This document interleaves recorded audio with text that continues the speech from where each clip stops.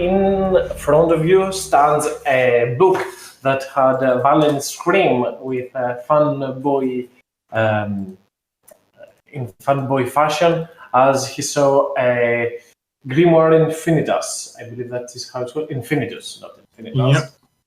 It is that book, and you relayed to the group the information that these are very, very, very, very old spellbooks that come from the old Ythan Empire. The old Ythan Empire is when Ythan and Vothan were one kingdom, a powerful mage magic empire that has been cut down in half, divided during the schism of Ythan. It has many books, many pages, as you might have seen into the general chat. It also has an array of spells. Two of those are rituals, both Tiny Hat and the Alarm spell. Tiny Hat can be super clutch when you're out in the wild and need shelter.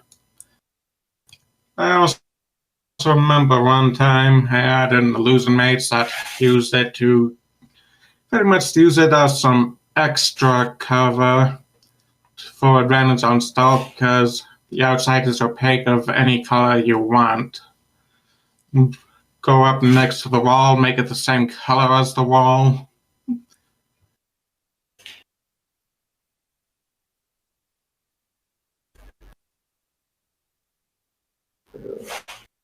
I mean, Tiny Hat in general is an amazing ability to have in certain situations. As Hearth pointed out, I've seen many uses of this ability. Sometimes I do not like that spell a lot.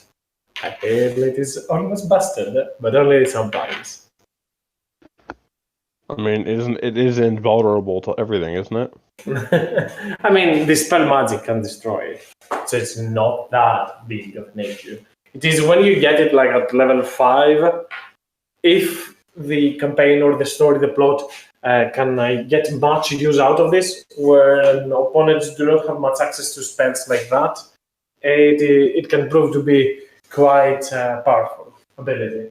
For the level that you guys are right now, it will obviously make an impact. It will obviously be able to give you some advantages in some terrains, but no more than any spell would.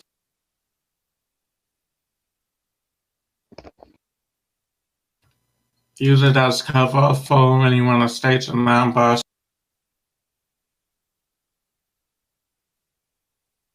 If you have the time for that, yes. Just depends on planning. Put a glyph of warding in there, and then just drop the spell, and then when they look at it, they'll just go, "Oh shit!" and then it explodes.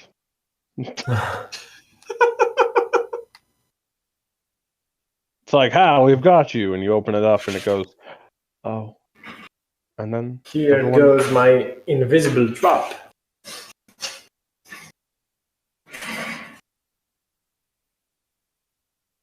If anybody needs any assist in leveling up or any questions about leveling up, Valen, remember that in my game, Warlocks gain their third spell slot at level 8. So you have now 3 spell slots of level 4 spells. I don't believe something else has changed. Yeah. I mean, the distribution before was horrible. Yeah. There's still the ASI at 8, right? Yes. Okay, good. This does not change. Did you take 2 points in charisma or? That's what it was looking like. And could I assume that I'm rested? Yes, everybody is. You're in the process of long resting. You can go ahead and regain hit points and everything. I assume if everything goes smooth at least, there will not be a fight, so. Though that is are you doing? me.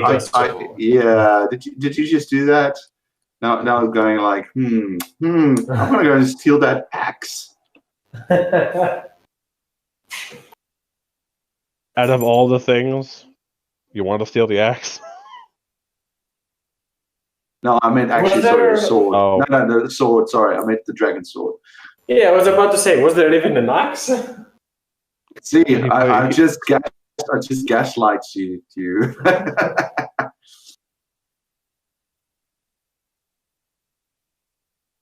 So did you take a level in ranger then instead of fighter or of barbarian or still? Yeah, I just need to change the that actually drops me down to HP points. But yes, it's actually much better just to take the ranger. You also gain a few spells, if I remember correctly. Yes, which is good. Zephyr Strike and Hunter's Mark.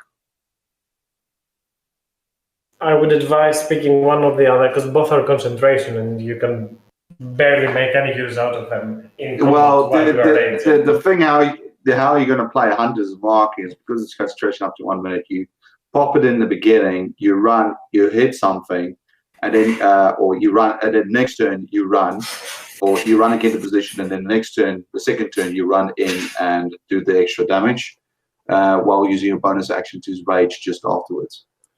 I mean, if you rage, you drop concentration, right? Yeah, but Yeah, usually.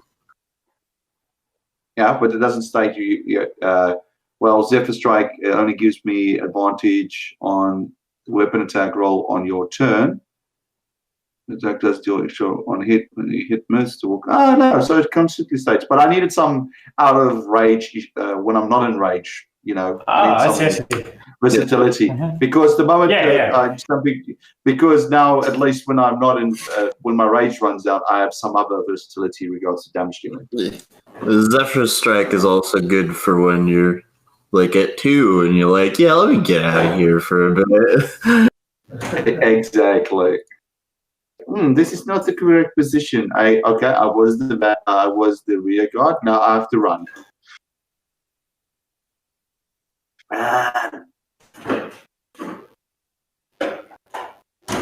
Entirely up to you. I would advise not against the spells, but I would instead pick spells like jump or long strider that have a duration, so you don't lose them and you can like make gigantic use out of jump, for example. Though it is an action to cast, but yeah. Yeah, as I'm just looking at it, so I'll just increase by 10 spells. And yeah, I see the point of it, but at the same time, it's like. It is also good to have some versatility when you're out of rage, so you're not like a one-trick pony. Though you have multiple rages, you might manage to expend a few if you keep raising up whenever a combat starts. So yeah, it is not a bad idea to do so. Yeah, and just makes him a little bit more versatility increases a bit in regards to when his rage runs out. Just keeps him going, doing some decent DPS for longer, especially in longer dungeons, which is I've noticed my rage running out a bit. Okay, also Valen, I removed from your I went to the bio tab and removed the scroll conjure Fae, because you used it last time to help your friends. It was actually a very, very important part of the session that you might have missed, but nonetheless, the scroll has been wasted. Other than that, I suppose you will get quickly caught up to what happened. Are we good to start recording, Valen? Or already recording. Good to start rolling whenever you are. Yep, I'll add the bard to the group, and Alice will be hopefully soon. I need to add a song apparently because this did not work. Don't worry. Who wants to do a quick recap of what happened last time? Not so quick, a more thorough recap, so Valen can get an idea of what happened at least. Do it for Valen. Go. Someone. Oh no, that was just the bard. I thought that was Tiny's popping in, but that was a bard. Anyways, start of last session, we had just finished up the various devils that were on the outside of the prison met up for the party split. This is always a horrible idea, but extra horrible when you're in literal hell. But he met up inside, met a few of the prisoners. We didn't know which one we were supposed to rescue.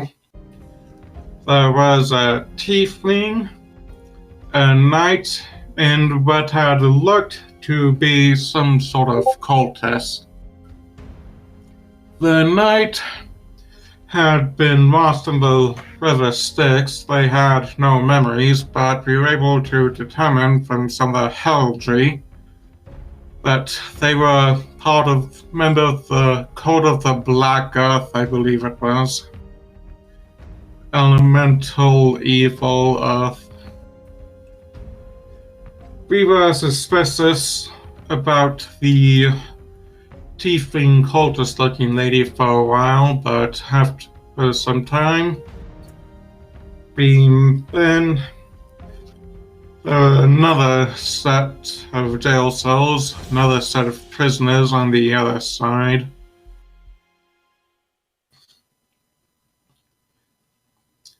But the party ended up splitting again, Hearth leading some of the prisoners we already rescued back to the Sphinx lady because he wasn't sure we could handle another fight, and he wanted to make sure at least some of the prisoners escaped.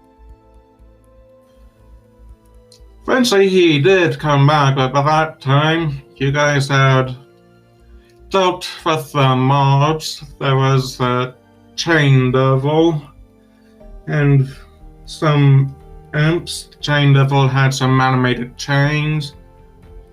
In order to help deal with all of it, Valen used that Conjure Fey scroll to summon a freaking mammoth, which was super clutch. Super useful.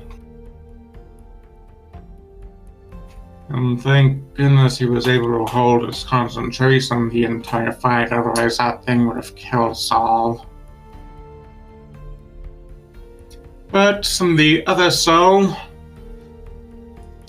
Jorkul, while he went the long way around instead of going to a fight, he back towards the entrance, eventually ripping open some of the locked doors even though he had disadvantage.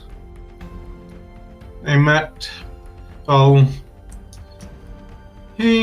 Blackthorn. Due to his previous experiences with our group, he decided to run because we killed him twice before. We killed him down here, he's permanently dead. And the other set of souls, there was, don't remember if it was a white or black Bishi. But in the prelim, it was that's the one with the Abyssy was the one that held the cultist looking lady. At the time he ripped out all those locked doors, freed them from the chains.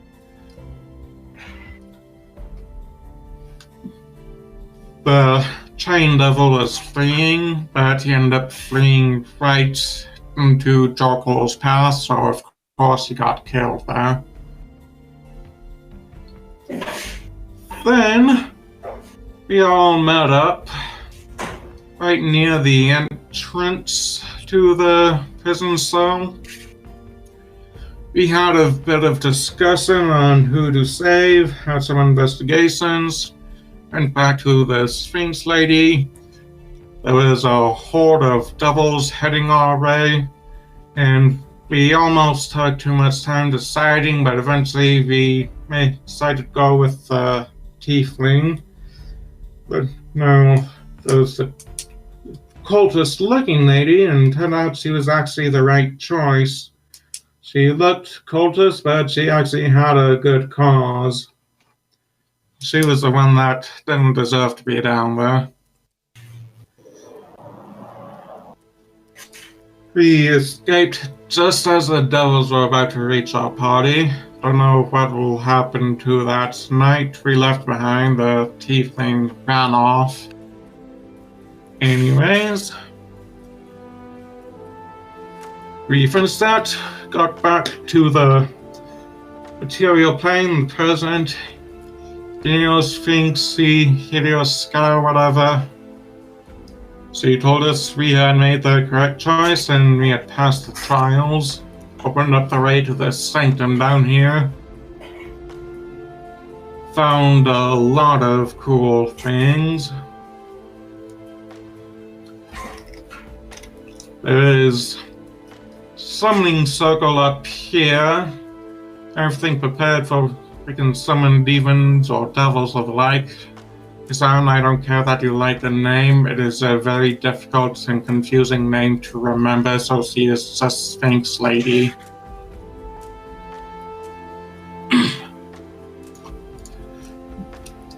Anyways, there are also the portals, 3 on each side of this main room.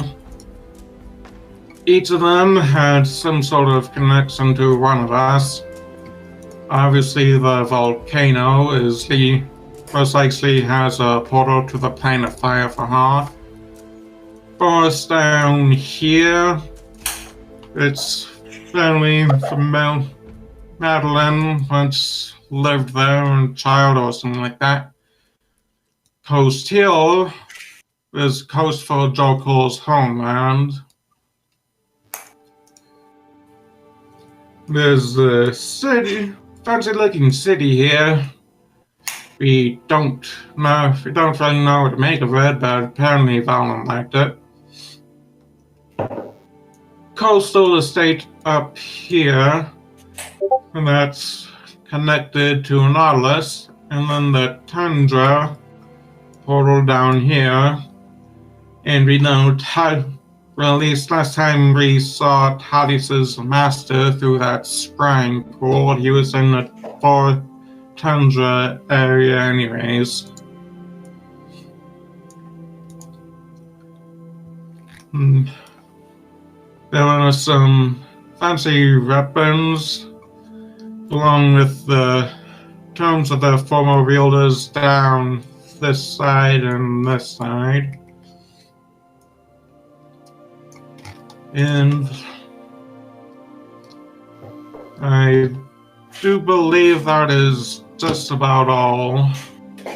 Pretty much, yes. Thanks, Ha, for this very thorough, very descriptive recap. Just to make sure and give Valen all little bits that might have been missed. Valen, this city here that the group has already made the assumption that they is somehow linked to you, it is not something that you are familiar with. Yes, this city. It is something that it indeed excited you as you looked at it and you saw this very advanced for their age building, though wooden, quite tall. And the corridors shifted and turned, and all those buildings shrinked and enlarged. It seems like a very vivid, a very magical city that, given that there is here also a grimoire of the former magic empire, you would probably assume this is one of the towns in Yevon, the kingdom of magic, and and the place where the world's greatest libraries are. Other than that, you also found 4 different cauldrons over there. It's with a different power, though one of them was already consumed by Madeline as her appearance shifted almost to the moment that you met her, even a little bit younger. She kind of lost I gained back 12 years, if I remember correctly.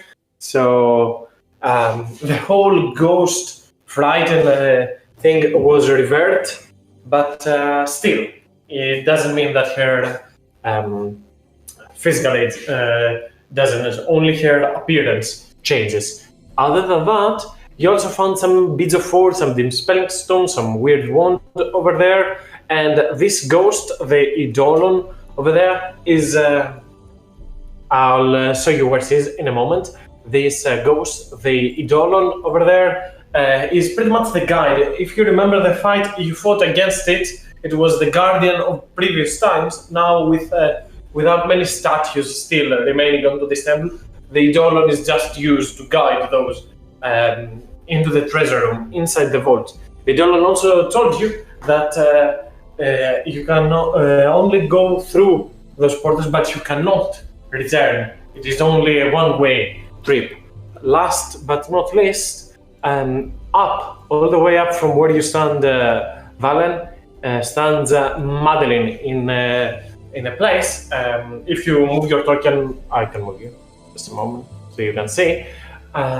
In a place where there are many different notes describing or addressing infernal researches or biology and information about fiends, devils in particular, but also there are some mentions and some knowledge to be viewed by other sort of fiends. And in the middle of all this stand runes that, if used, if enabled, cast pretty much the magic circle spell inside here. So someone could use one of these countless and different scrolls to practice summoning infernal fiendish magic in safety, in order to further the research or gain insight or whatever that is, as the magic circle will contain whatever creature would be summoned from all that. And out of character mechanically wise, mostly, the ghost has already told you that if you want an item from the vault, you need to pretty much leave something behind of somewhat equal value. In general, you can put back items that you do not need or do not use or you do not want anymore in exchange for one of the items that were on top of the sarcophagi. There stands the depleted Black Blade, a Dragon Slayer Greatsword, a Mace of Disruption, and a Mace of Terror. All those four at a certain price. I think one was already bought, and you needed to remove some of the items we have, the earworm and a few others. As I said last time, I will give you the moment to revisit all choices, so you have at least all the week. For sure, if you still want to go ahead with the former trade, I'm okay with that, but because I'm pretty sure you understand that you do not have an infinite amount of items and trades that you can make, I'll give you the chance to pick whatever you like. And I think the only question was regards to the mace was, does Nautilus want the mace, or who wanted the mace? Again? Nautilus does not want the mace. So who wanted the mace?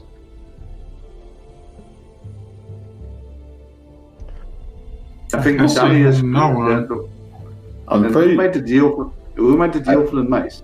Madeline put a bunch of the stuff forward to give the mace to Nautilus, but Nautilus didn't want the mace. So, Madeline, did you want something specifically? I wouldn't make the most use out of it. Yeah, you want the pole arm, I remember. Also, the second I pick up the mace, I'm encumbered again. So, that's true. Yeah, I can't wield it. So, I mean, I can wield it, but I would have to take one of the other things out of my inventory. Or if you at the moment, I am short a weapon, and I mean, why don't you just take the? Couldn't the trade be switched to the dragon sword then? I can take the dragon sword or the mace. It is a fair deal for me. The three items that you proposed for the Dragon Slayer Greatsword, if that is what you want, yes. Then go ahead and do that. Well, that is the question. Do you think the Dragon Slayer Greatsword is the best weapon to have, or do you think the mace? Because Joracle technically can. Yeah, he hasn't pigeonholed himself regards to his weapon types, so he can use two-handed weapons, or he can go Like I said, he could go with a mace and bash something over the head with a mace still. I mean, 1's a +1, and then can deal what? More damage to dragons? Or something? Dragon kind, which includes dragon turtles and wyverns. But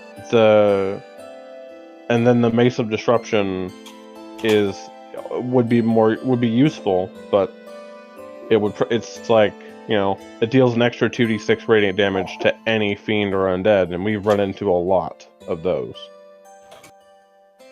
So there is also, just to mention, the Mace of Terror and the depleted Luck Blade. While there are no whiz left into the Luck Blade, it's still a powerful weapon to have. Does the lack of wishes bring it down to the same as everything else? Yes, that I would assume. Oh, okay. I think Talius was looking pretty sparkly-eyed at the Luck Blade. Yeah, we can probably. Okay, can we say that the trade stands, and we're going to take one of those weapons? You can remove the items that we were going to trade for it, and we'll just complete that. And if when Talius is getting it, and we can continue onwards. Okay, so it was the earworm, just to make sure with everything. It was the earworm, the Hellfire Sword, and the Sky Blinder stuff. Those are the three? Yeah, I believe that was the... That was the three, as far as I can remember, yes. Okay, the Hellfire and the Earworm were definite ones, and I think the Spellbinder was also because we think we asked half that he was using it, and he was like, nope. We're like, Van using it? Nope. Okay, let's get rid of it. Okay, I removed all those three, and you will probably pick one of the others. The Luck Blade. Right now, Madeline, you haven't decided on a weapon. You decide that you are going to pick one. Valen, I believe all of them are on the Roll20. I can post them as well. Give me just a second. I can post them here on Discord as well if it helps. Just a second.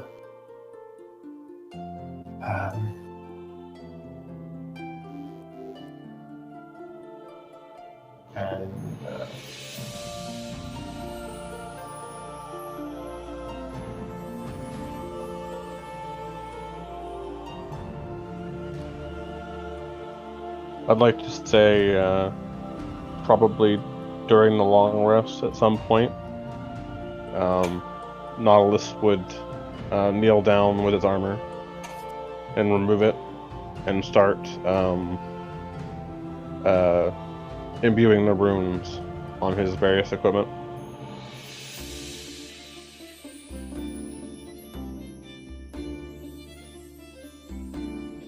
And there is one more, I'm doing that right now, the Mace of Terror. Also, there was a Ring of Insight that was left from previous owners here for anyone that wants to use it while they are, let's say, consorting at least with fiends. Still, if you want, you can pick it up, but you assume that others left it here for that.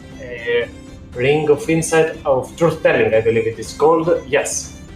It was left there. Right. Yeah, pretty much that is what it does.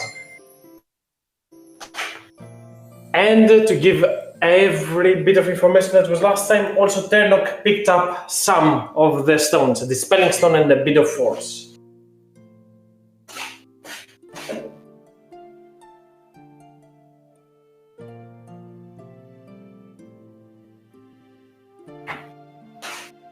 As you stand inside this ancient vault, surrounded by enormous amounts of information and all that stuff, you see as Ternok is trying to somehow hide the stones by consuming them, trying to put them inside his mouth. As you see, these giant beads and stones next to him. But yeah. Please tell me he accidentally bites it and explodes. No. I mean, they're beads of force, right? Like those things are pack a wallop. Yeah, quite the wallop. Valen, you also notice that Madeline has been spending quite some time, not only Valen, probably others as well. I'm giving it mostly to Valen because he has the highest passive perception due to his extra eyes. As you will notice Madeline reading thoroughly through these infernal notes.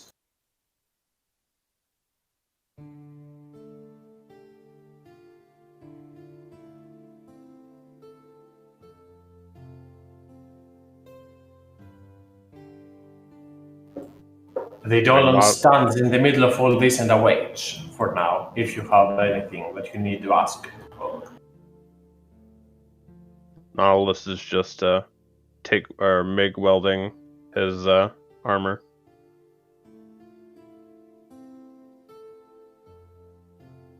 You can see Nautilus to the side as he uses his hands to scribe a rune onto his armor, his shield, his weapon.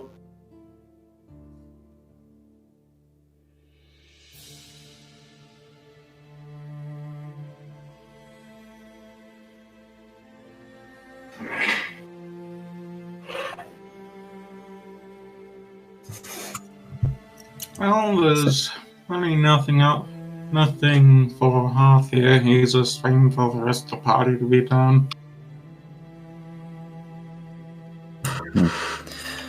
So, did everyone rest up a little bit?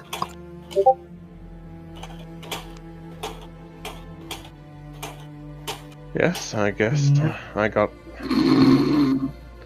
There's Jorkle. Yeah, Jorkle's resting quite peacefully, I'd imagine.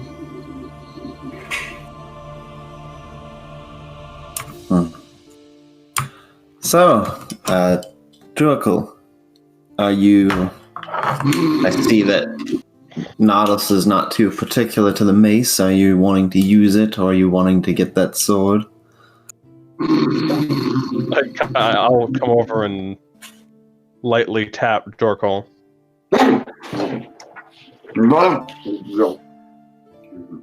Yeah. Are you the beer was good? Yes. Yeah. No. You owe me beer. I had a dream about creatures and no. Sorry. Did we speak to a sphinx? Yes. So that was not a dream. No. Okay. Oh, such a headache. Oh, I should not drink when I'm fighting. Yes, why you wake me?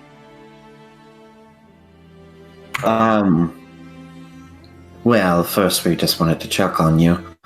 Second of all, it's in regards to, well, she'll gesture to the mace. If you're not too particular, I mean, Nautilus doesn't seem the most interested in it, and if you'd rather get that sword instead, I suppose we could probably get away with trading this for it.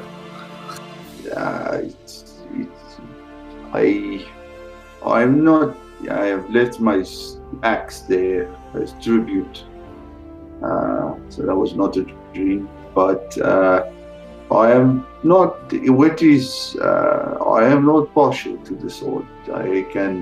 I can use different weapons as need be.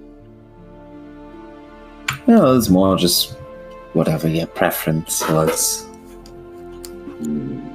Sword makes big damage, but that maces did look very, very good. It almost looked like the egg smashers they used in my own country. Well then, I'll let you decide, and if you're not particular to either, then I guess I'll try using it. She will hand it to Jorkle. Okay. So which mace is this? The disruption one or the terror? The disruption one. Disruption. I think I've been in this situation very recently. Just a friendly reminder: an item can only be attuned to once. Period. Meaning that you cannot remove it and retake it the same person, pretty much. Oh, basically, if you give up the weapon after you attune to it, you give it up permanently, correct? Yes. However, Somebody else you can are still do it, but not you. not you. Yes, once the attunement has gone the way of the dodo, it has gone the way of the dodo. Joker will start sits up and takes the mace and starts playing around with it, looking at it, but not quite sure if he should take this or not. You can see a conversation going past in his brain regards to that. And he turns to Rist and says, well, you woke me up, so have we decided on where we are going? That's still a bit of a group discussion. I think Talius is over there having a bit of a nap at the moment. So. Hey, what? I hear my name. As Talius turns towards you, as you see him scratching his head as he's looking straight towards the Tundra portal.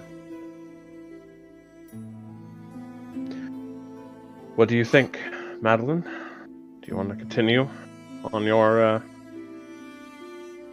mission, since we didn't really finish it yet? Well, I'd like to, but we've got all this opportunity for everyone else. I think it's best we do what the group wishes to do, as a majority. I would like to go home, yes, but if everyone else wants to go somewhere else, I say we go somewhere else. Well, I already know one person who won't go through my portal, as Nautilus coughs towards Farth. I will not apologize. I know you won't, but same goes for the rest of us. At least we don't have to choose. At least we don't have a life-threatening issue going to ours. If we went to the fire plane, most of us would die, other than you and Madeline.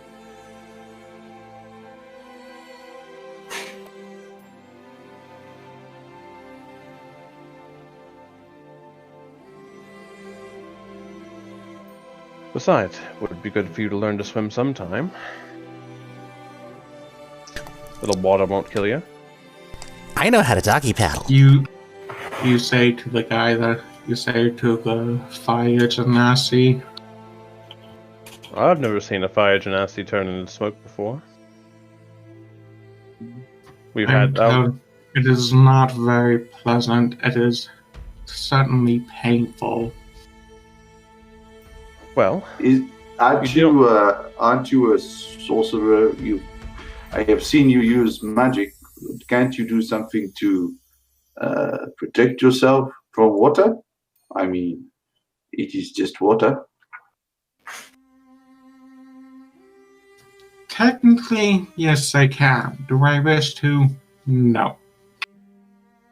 the point I'm trying to make, Hearth, and this is no offense to you, everyone in this room would go to the ends of the plains to bring you home. The least we could ask of you is to get on a boat.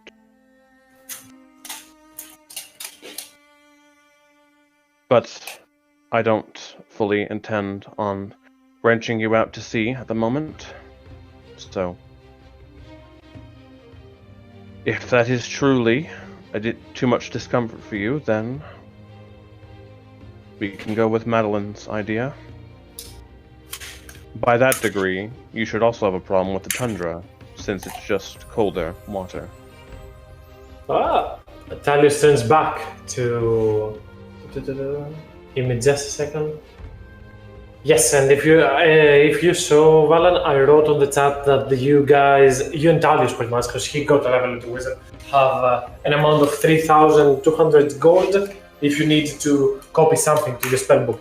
Keep in mind, Valen, for you, it is not exactly the same thing. For as you look onto the Grimoire Infinitus, you look at the book for a moment, you see a glow coming out from your book indeed. As you pick up your Tome of Ancient Secrets and you open it up, you see at a new page, few notes vaguely appear, as if the book, getting in contact and just seeing those spells, sentiently enough, adds them to your spellbook. However, you still need some time to rewrite on top of them, hence the material cost. But out of character to keep in mind, Valen, also keep an eye out for if someone uses a spell with a ritual tag and it's not like you find on the spellbook. If you just see someone casting it, it instantly appears on your spellbook and you need some time to just write it down. It does not functions the same as the wizard in that regard. But yeah, keep that in mind. As Talius turns back to the rest of the group. Rising already. I didn't get a chance to take some notes. Silly me. Give me just a minute. I'm sure there will be other stuff for you to do here. No, go, shoot. I gotta cover some stuff. Okay. Wait. After all that, Hoth turns back to Narlis. There's a difference between walking through snow and being submerged in water, you understand? I understand it enough. I never said you had to go in the water. Just be on the boat. And how am I supposed to follow the rest of you down there? Because if I am correct in my suspicions, you will have to go quite a ways underwater, in which case, myself and a good part of the party would either drown underwater or freeze to death down there. You're a sorcerer. You can find out a way. Besides, I'm a sorcerer, not a miracle worker. there are potions and there are spells of water breathing. That's run out. What if limited duration. What if you were not half?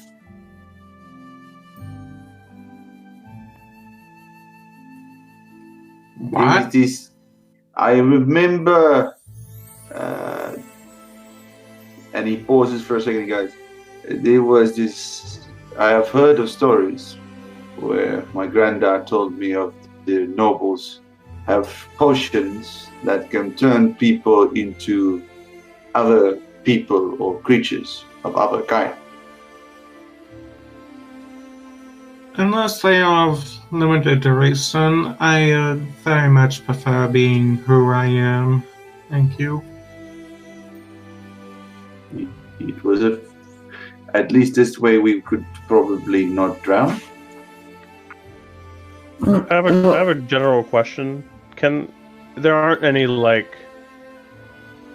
ways in like the Triton cities to have air? No. Okay, just wondering. Well, I'm sure there's enough magic to make us breathe underwater for longer than just a short amount of time. So, we just have to find that real quick.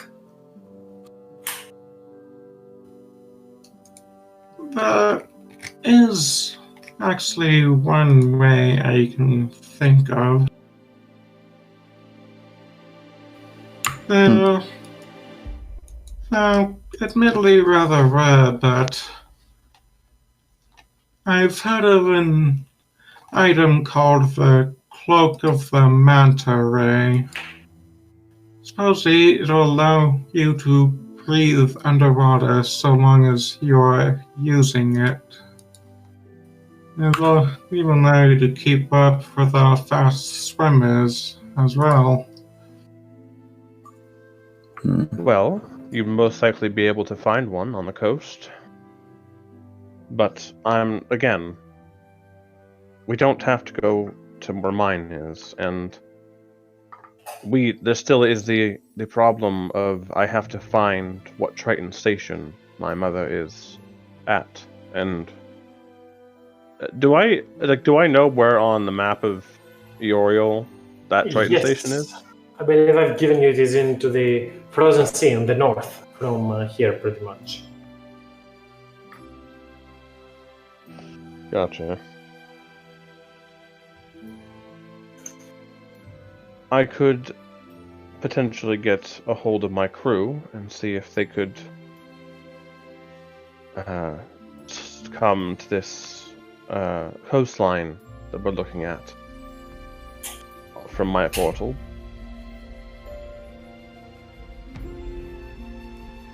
I don't know if I can make any sort of check on knowing if magic items are... what exactly do you want to check? Like, is there a more common way to get people underwater that don't naturally breathe it? Like, is there, seafaring legends? There are potion, and then there is magic, and then there are magic items, but they're quite rare. So you wouldn't know at least where magic items of such kind could be found. Magic potions could be probably found in any big city, big enough to make such potions. And in terms of magic, you would probably need to look on different on different circles of mages, depending on what magic you're looking for. If it is water breathing or water walking, best.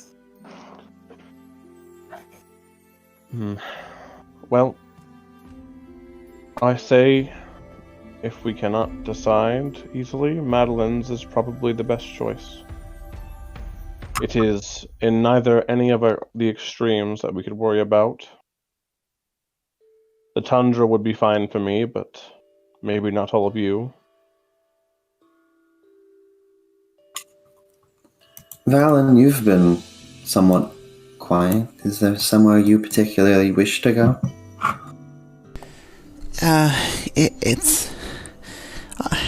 This place is a little bit overwhelming.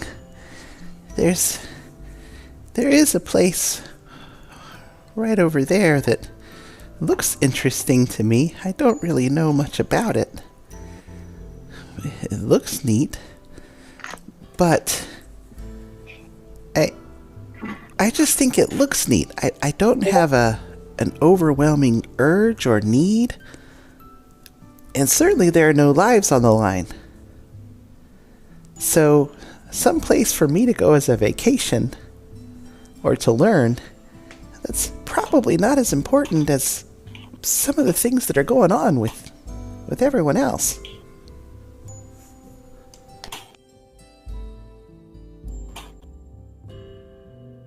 I do like the idea of going to city and seeing what to go and spend some of this gold that I have. Maybe find something of interest. But then again, the one I am searching for was with this one before a while back. This one's sister. So, Ghost, where's the ghost? The ghost is always around. The ghost turns, the Dolan turns towards you.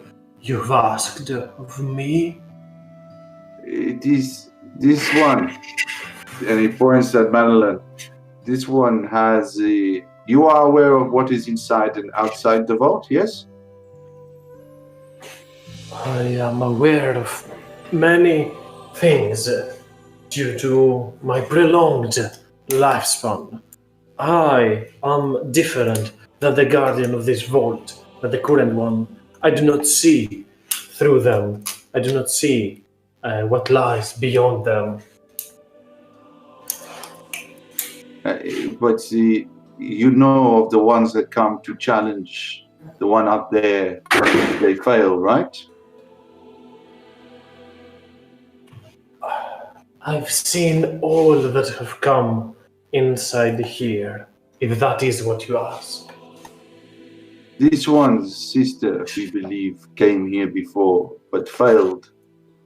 Was that not right, Madeline? That's the presumption we're going off, yes. Was there another with her that looks like me?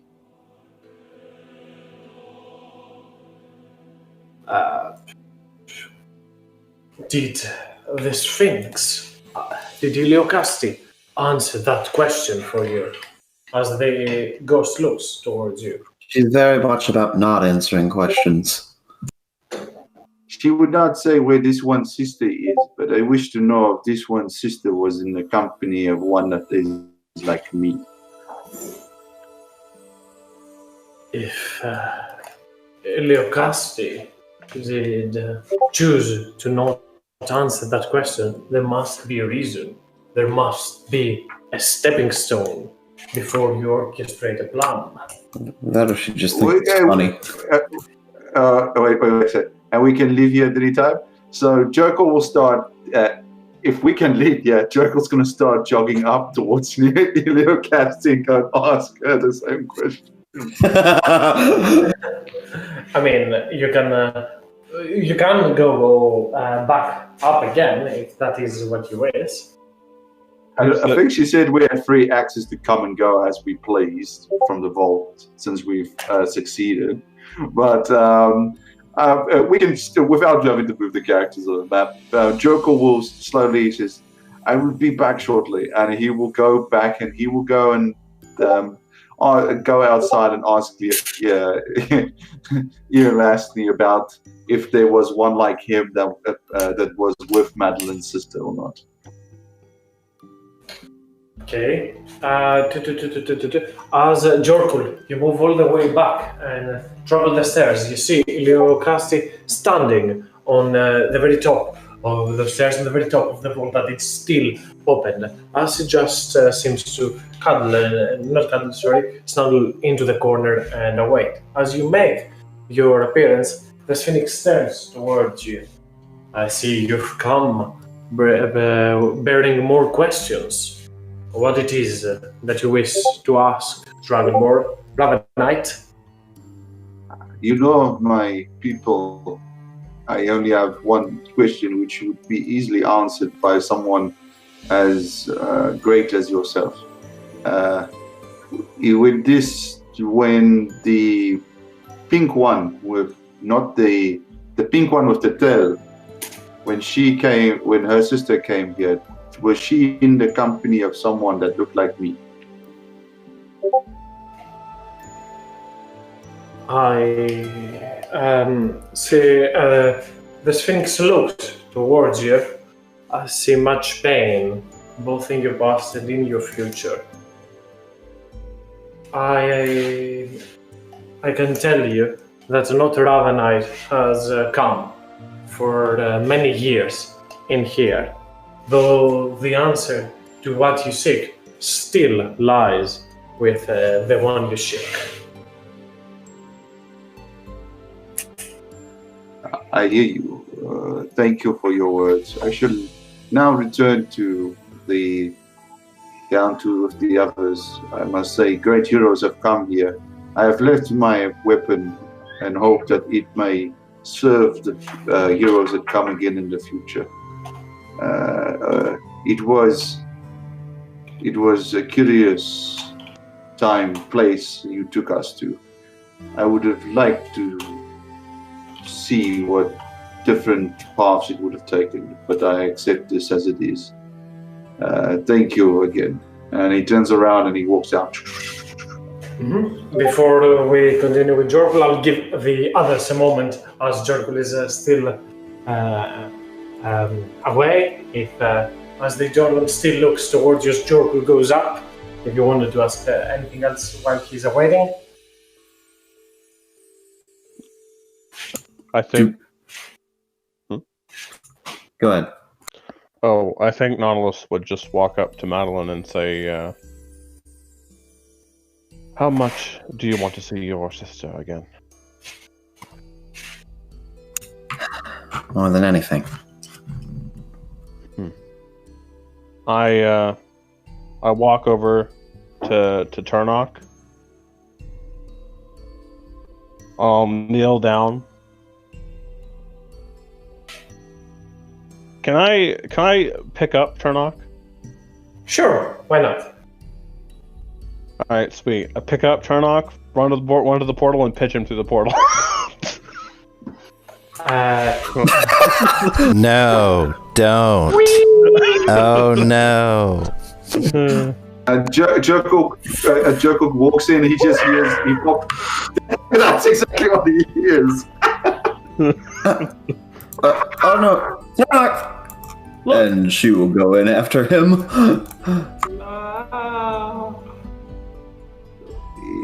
This is Jerkle walks past and he looks at as he hears all this craziness goes on. He looks at Half and says, "Are they always like this?"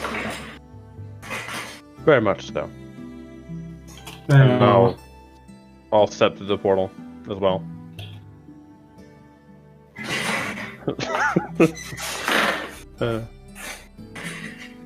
As Dalius barely, I would assume, had, I'll give him, I guess, 4 hours, only the longest. I mean, that was mostly a joke. If anyone has a problem with that, we can retcon that. That was just mainly a The other option is considering the time lapse in this world being what it is. Technically speaking, we'll all arrive at the same destination through the portal on the other side. Just a few seconds beyond each other. Even if they took an hour or two just to transplant some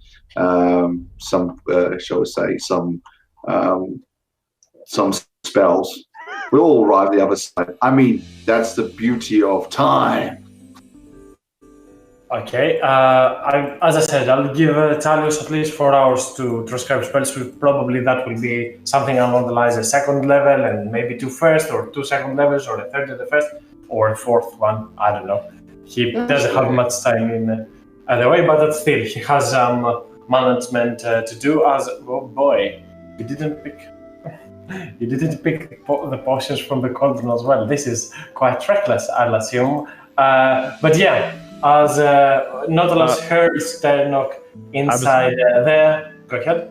I was going to say, when Madeline drank the potion, I assume Nautilus would have filled up one of his things with the potion. I was going to ask earlier, could you detail all the potions again? And the one was blessed, yes, I remember. The blue one, I think, was blessed. Okay. One by one, so I do not get lost with all this, what is happening, what is not. So, for the time, let's say for clearance that as you throw Ternok inside and Madeline is about to go, Talius will go, wait, I have not finished my notes.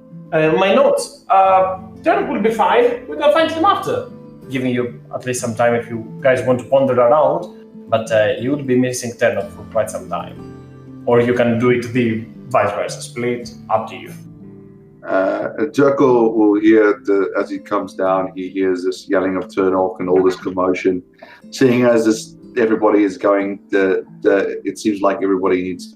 We're going and everybody's getting ready. He will go towards Did Turnok eat all the blast globes, or is there still blast globes left? Come again, sorry, Jerkul. What Turnok had? You said, sorry? Did he eat all the blast globes, or was there some of those blast globes, or those? What's those? Oh, there are still some left. Let me just make a quick roll for you. There are 5 beads of force and 3 dispelling stones. I will put that onto the loot so you can see what each of those do. 3 dispelling stones. Oh, this is quite much. 1 dispelling stone, sorry, I have something wrong in my notes. 1 dispelling stones and 5 beads of force. No worries. Jerkle grabs those and he jogs past, and we had that conversation with Half because they're always like this. And then as he looks to the rest and Madeline jumps in afterwards, Jerkle just turns back and waves at them and then jumps in. I'm giving, if anyone wants to rush behind or stay back, now is your chance to do so. I grab one of the potions, Which one? Orange? There's no orange anymore. There's no so orange. it is purple, blue, or green. You know what?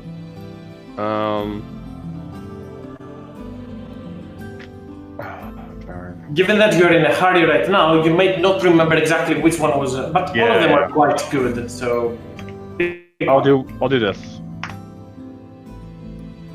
Blue. Okay.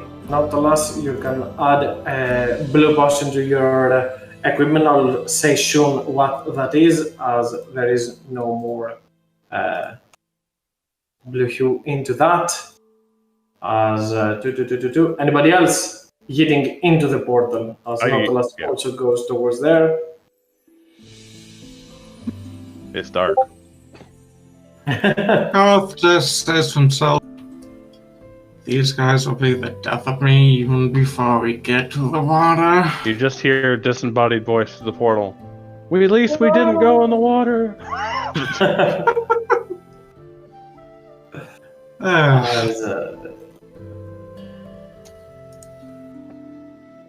Parth follows, I assume Madeline as well. Valen, you're left with Talius as Talius tries to finish up his notes very quickly. Rushing right now. We all land in a heap on the floor. Dog pile. Or Turdock. Damn, it's Brian.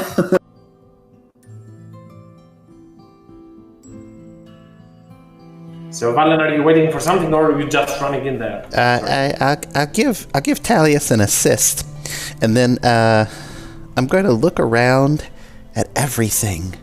I'm just going to look at it and activate my sight and just look at it and back into the portal slowly until I accidentally trip. Ah!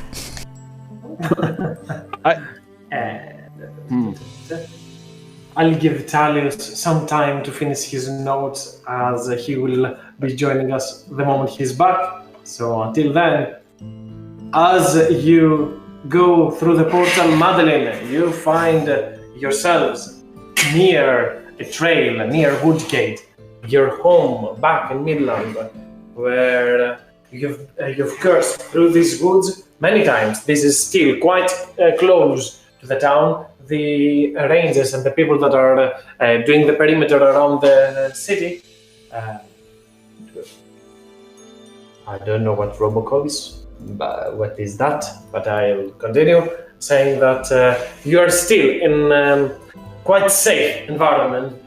People that journey or hike around Woodgate are still considered to be in a safe zone, unless if people try and go too far nearby, next to the old ruins of the town. However, you know your way around these trails, as you're all assumingly trying to locate Ternok, who is with his stones and everything, looks at you, Nautilus, turns. Don't you ever do that to me again! Ever! Do not touch me, you filthy blue! And kind of stops, drags the last word for quite some time. You filthy Triton! Yeah, Triton!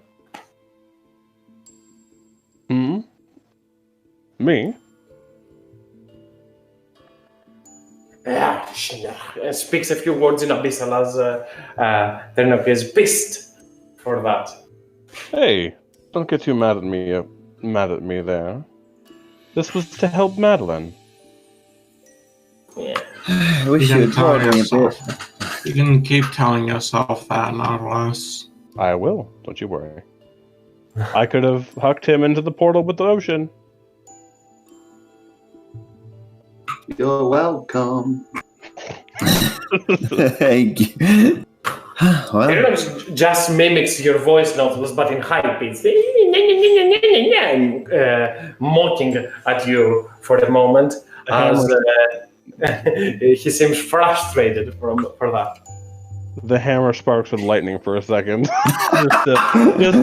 just to let him know what's. In a cloud of smoke, Terno quickly becomes a centipede and tries to run through the grass to get a hide for a moment. Well, he'll come to us when he's ready. I mean, he does have a bunch of beads of force in his mouth, so That's also I hope fair. he does. Well. Well, I suppose the best place to start is to stop by the house and see if she's been back and left anything. That, and at least, well, since we're here, This is your place? Since This is your we're- home? This is your village? yes, born and raised. So many, we might. many here that look like you? Pink with tail? No. I wasn't. Well, I was born a tiefling, but my parents weren't. I've actually never met my father. The only part of my family that I ever really grew up with was my sister. Your sister like you? Yes, very much. Although, if I remember correctly, when they told me about the person I needed to find, she was described as do not take this the wrong way, but before you drank the potion, she was referred to as more beautiful than you. What? I don't remember saying that, by the way. Finer details when they gave me description. Okay, not so sure about that. I don't remember that, but in any case, go on. Well, well, we look to your sister. Nautilus can get me that other barrel he owes me. There we go, I Delius. won't have any money. Hello? Hello. Right, hello. What's happening? Nautilus is 2 seconds from telling Jerkle he doesn't have the beer to pay him anymore. And Jerkle has a mace of disruption in his hand.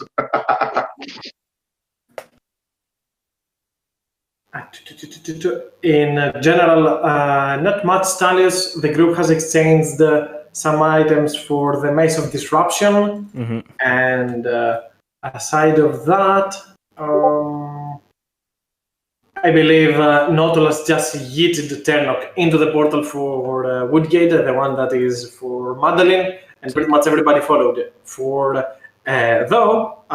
Just so I can give you a head start, I said that Talius would try to finish up his notes, trying to copy as much spell as he can before joining them. So take some time to see what spells you would like to add to your spell book. And once you're done with them, once you've picked them, I will put you back onto the map where everybody pretty much is.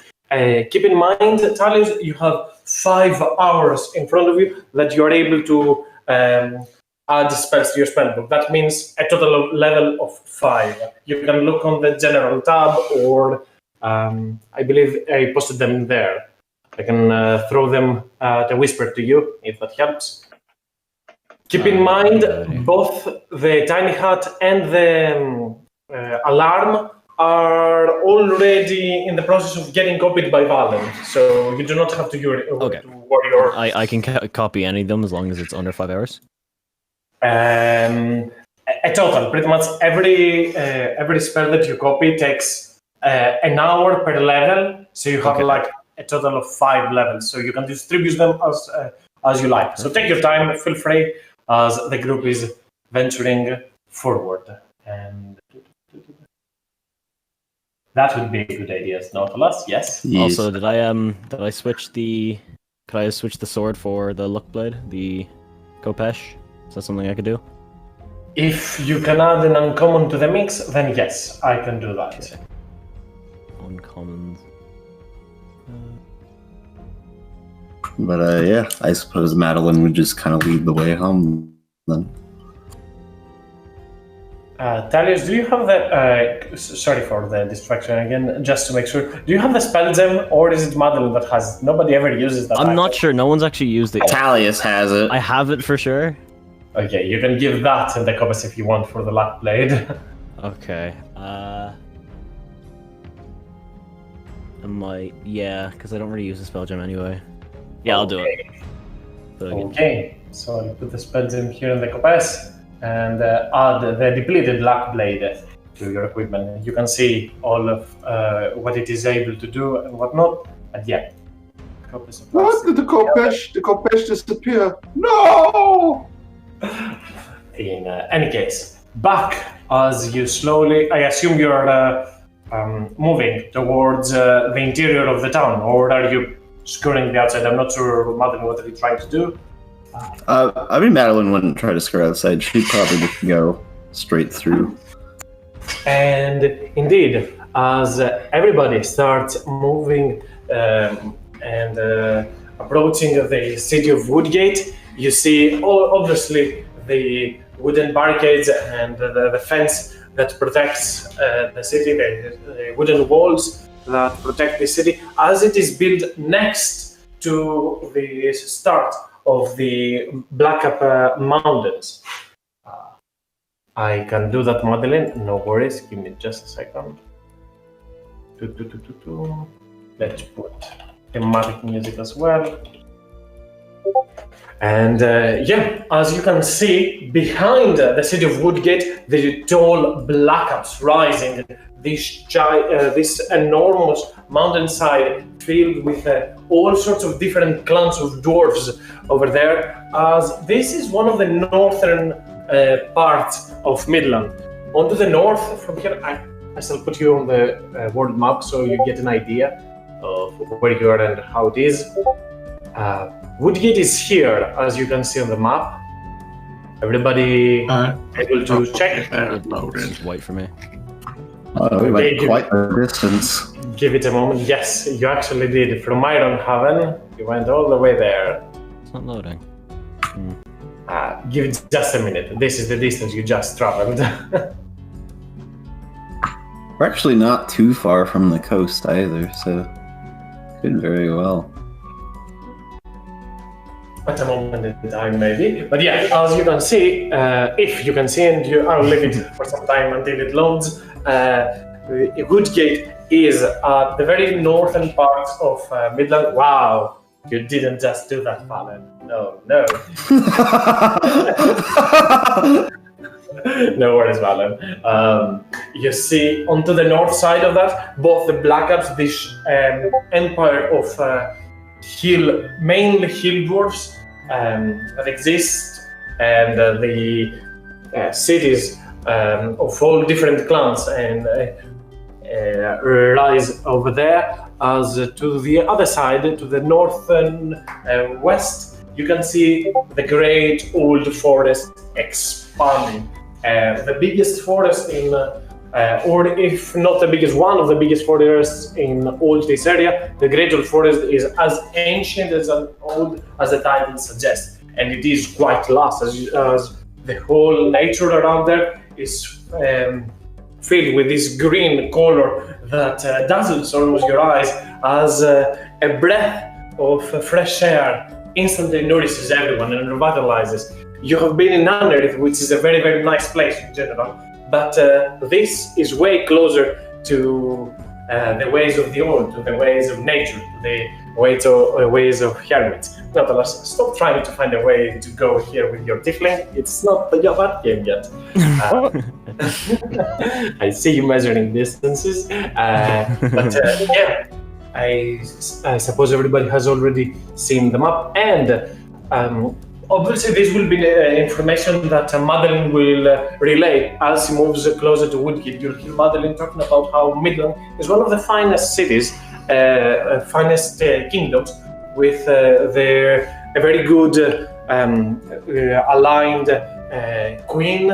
They do not have a king, and they mostly favor the Lady Firehair, the deity of beauty, that has a shrine or a small temple in Woodgate. And I'll put you back onto the Woodgate map. Wow, it's kind of ironic that the small city on a forest's edge like reveres the Lady of Beauty when they're all basically living foot, you know.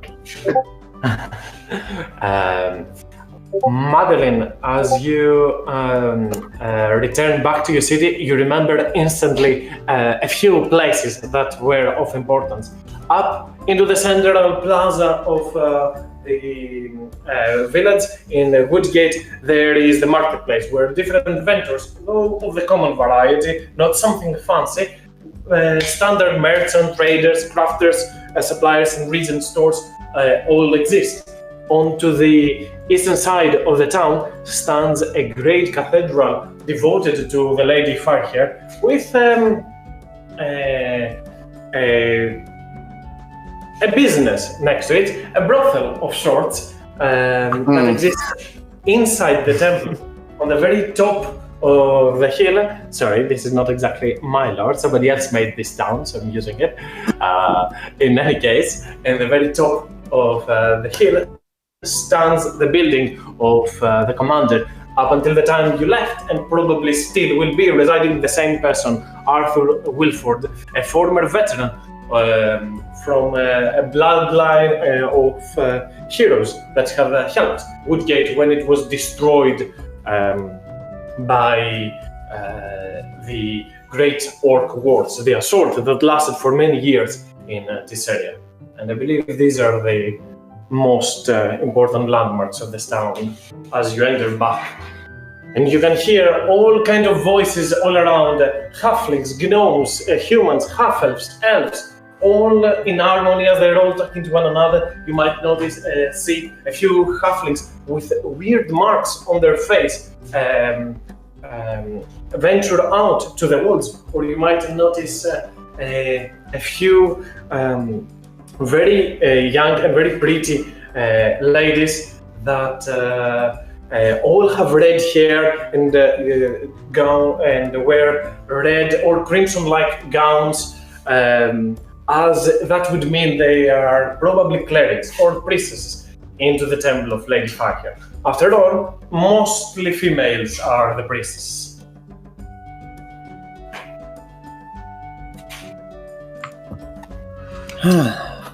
Good to be back. So, well, this is the place. Though I'm not entirely sure where the young boy wanted me to go specifically, though I think it's only a matter of time before he makes himself appear. But there's a lot of different things. There's the cathedral, though I would warn you against going there. It's a place of reverence, but some other things happen to go on nearby. Marketplace is over here. The guard's way up there. And, well, I would assume she knows which one is her house, but... Oh, yeah. That would be weird. I don't know what my house is. Which one's mine? Hasn't been that long. But yeah, And, obviously would. Pick one. I'll mark it for me. I like this one in the trees. Okay, this one is Madeleine's house. Get off, guys. This is hers now. I'm already winning this game of Monopoly. This would be a great Monopoly map. Let's go with manor. Ooh. I mean, it's not a manor, obviously. Oh, definitely. Was that word? Basically, a broken down manor. And, it's way off in the distance, but... I mean, it'll be free. You're welcome to spend the night in my home. Regardless, I'm sure you all would like to explore, maybe purchase some things. So, perhaps it'd be best to go into the square, and maybe some information is circulated through. Jorkul, if Madrigal ever came back home, it's possible that the person you're looking for might have stopped by with her, so maybe they were seen here. Well, I have my people do have is not easily forgotten. I might go to the marketplace, yes, to see if I can find maybe some drink for us tonight. Yes. Not less, you still owe me another beer barrel, no? Yes, right. Good. You can pay for the beer I'm getting at the market. You joining? Right behind you. Jericho will start going towards the market. What is the rest doing? With probably, not unless do you actually have any money left? No, I was going to say, I'm walking in the other direction of the marketplace as soon as it gets ahead of me. All the money that's been ever had is probably in party loot. Yeah, I was going to say, we have a lot in the party loot, but... Is my money part of the party loot, or is that party loot? No, party loot and your own money are two different things. Yeah, I don't think I have any money. Jerko has a lot of butt crack money. Yeah, I was going to say, we have 815 gold in the party loot, but Madeline has a single gold. Yeah, exactly. Oh wait, I have 150, I take it back. I sold those little figures I stole. Well, I have a lot of butt crack money. Well, if anyone would have seen her, it would likely be Mr. Wilford. So I'll be going up to the estate if anyone wishes to join me. That sounds like a good place to go away from the marketplace. I like that idea. Am I there yet? Did we hop through? Me and Valen? Talia just appears. Talia's hopped through the wrong one. Yeah. I have my own campaign now. Playing backpack with Valen as we jump through the portal. Yeah, I walked backwards into the portal, and when I landed, I just landed like sitting down on my ass, facing the wrong way. It's okay. Okay. I'm straight on my feet, and I'm already okay. Where are we going? What's next? Well, Talius, if you're looking for more fun, Jorko looks like he's going to go get some drink. I'm going to the estate. I think Nautilus is following me. There's a couple other places. There's the cathedral, and of course there's just, going about the town. There's some very nice people here. I think you'll at least get some fun out of it. Very well. What are you doing in the estate? Well, there's the guard there, and the head of it, Mr. Wilford. He's generally the defender of this place, but he would basically know what's all transpired and what will transpire here for the most part, so if Sis stopped by, he would know. I wouldn't mind meeting him. I might join you guys as well. Sounds good. Okay, just so I keep track of everyone. I know that Nautilus, Mother, and Talus are going on to the Wilford estate. Jorkul is going to the marketplace. Hearth, Valen, are you following someone? Are you going a different way? There have been many different dimensions right now. I don't know where to go, so... I'll just follow Madeline since she seems to, know this place. Mm-hmm. Okay, and Hearth? He's going to check out the marketplace as well.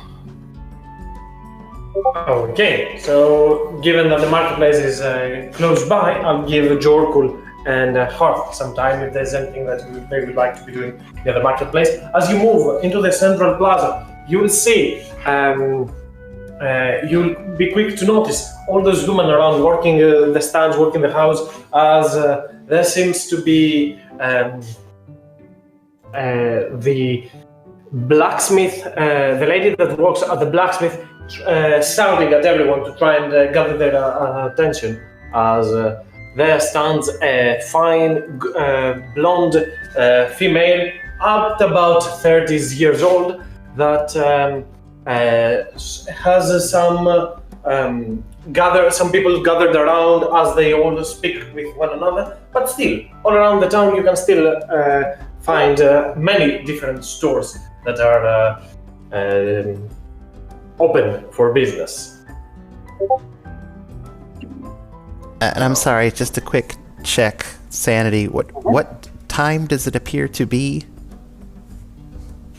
Probably, since you long rested onto the temple, back over there, so this would be early morning, for a little bit earlier than the middle of the day, definitely. Probably like 10 o'clock in the morning, something like that. Okay, thank you.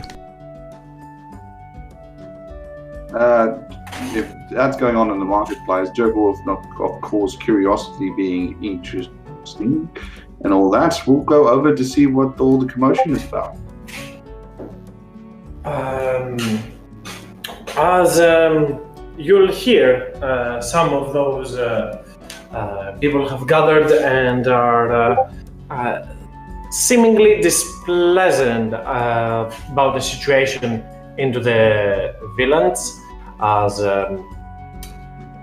give me just a second.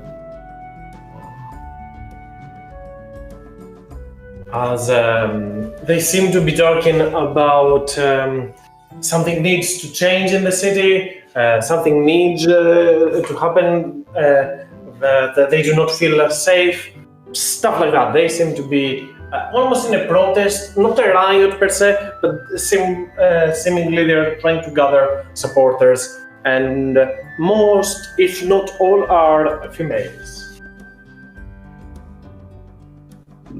But Jekyll will Jekyll will move up to one of them and ask, what is this all about? I come here to buy goods, and I hear this commotion. Is the town in peril? As you say those words, this lady 10 bucks looks at you and almost for a moment seems to be quite scared as she takes a step up. Yeah, there have been some issues at the... I'm sorry, who are you? Me, I am Joko. I am a ranger from, I think your people call my people Dragonborn. Yes? You've come to help. That is, my apologies. Name is Brenda. As you see this half-elf standing over there in front of you with black ribbon hair. Sorry about that. We don't get to meet many of your kind over there. And as she says that, her eyes land onto her, and you see only fire onto her eyes for the moment as she says, is he with you? You mean, yes, this is he is a very passionate person, yes. She nudges at the other ladies that are next to her, and one by one all slowly turn as all eyes are set on Harth, as everybody seems to be looking. Harth, you seem to be the center of attention right now into the middle of this place. Well, kind of expecting that the moment I set foot on the marketplace. Sorry, what? Have you said he got fired on the marketplace? Since I set foot in the marketplace. I'm going to set fire to it now. Since I set fire to it, I'm not surprised. Yeah. I was like, wow. Jekyll was like going to compliment you on your game, and it's like he's going to set fire to the marketplace, and I'm like, well, okay, you must not like the ladies. It's part of the game. Again, all eyes are on you, Hart. Sometimes we get to use the far traveler background. Yeah. Far traveler indeed. you seem to be a very popular friend. I don't understand why they feel so, but it seems like they are very interested in you. Would you mind finding out from them why they are, what the commotion is about? You are much better with words than I am.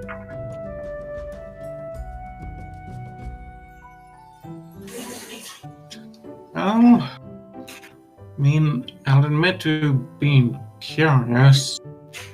Though, if anything, Madeline should be the one to ask, since this is her hometown. Sometimes the familiar, my old dad said, sometimes the familiar, you do not get the real answers sometimes. So your presence might actually give us more information. I will go and get the beer while you talk to these lovely ladies. And Jekyll starts shifting, kind of like moving sideways, like out of line of sight, so all the eyes are squarely on half, and then he tries to go around and see if there's somewhere place he can go and buy some alcohol or weapons. Within earshot, of course.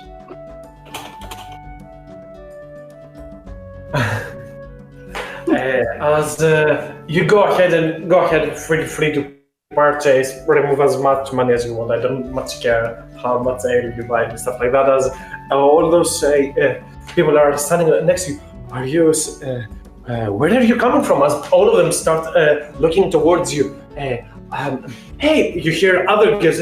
Maybe he's come to help. Yeah, his hair are wreathed in flames as.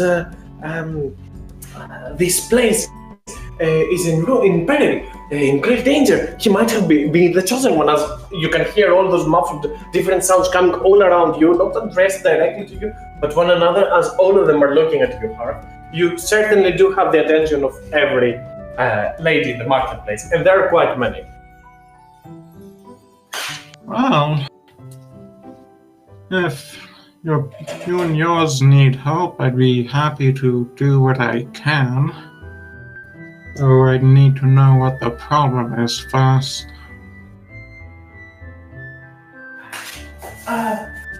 Our spouses, our husbands, our wives have gone to the mines to investigate recent incidents.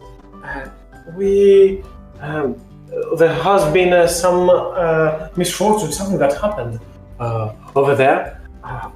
The Wilfords have been quite silent about all this.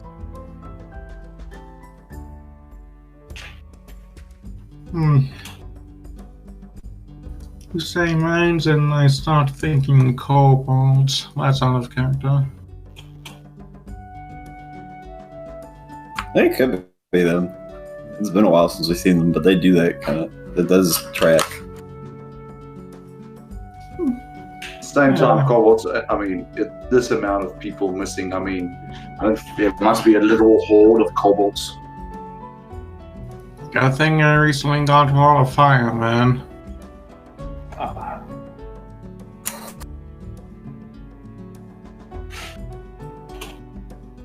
Oh.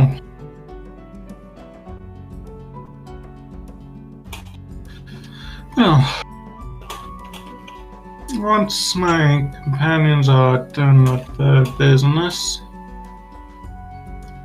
I will Oh, she is?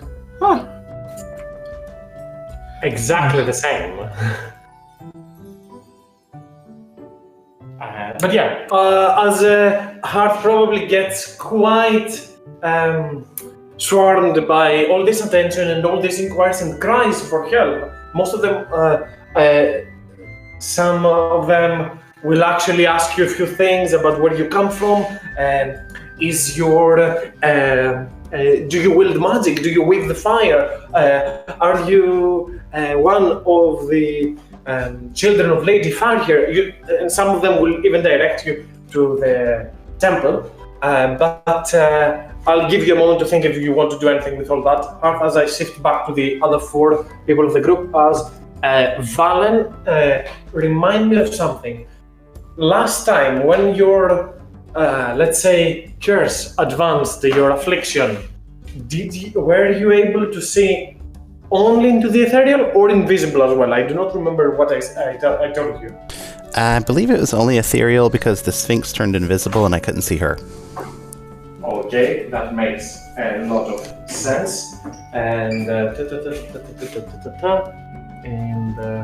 yep. Okay, so Madeline and Valen, you have quite a big passive perception. What's your investigation, Valen?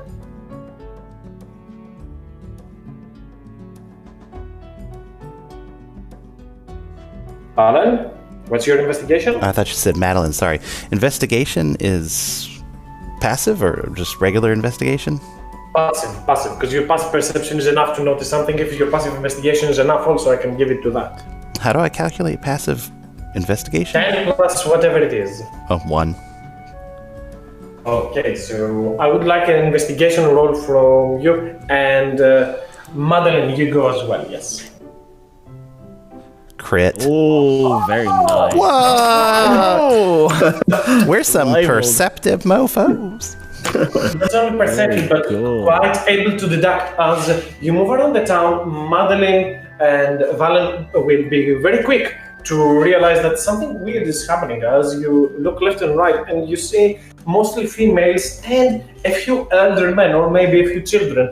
But that is pretty much it, and the children are way below any sort of teen years or anything, probably up to 7 or 8 years old or something. It seems for you quickly, it comes to your mind that as you enter the city as well, you didn't see many capable of doing either work or fight or anything of the likes into the town. The men seem to be missing. I will actually turn towards Madeline and ask, so Madeline, I noticed there's not a lot of adult males. Do they go into the mountains and work? Is there a mine nearby? Well, Whoops. some, but it's rather odd that there's none. And no, before you ask, we're not a matriarchal society. But no, this is very unusual. Usually there would be at least a few people here, and a few guards even. So I think something's up. Oh, well, we better keep an eye on Talius and Nautilus. Oh, that's true. Yeah, wait, we'd keep an eye on you too. Me?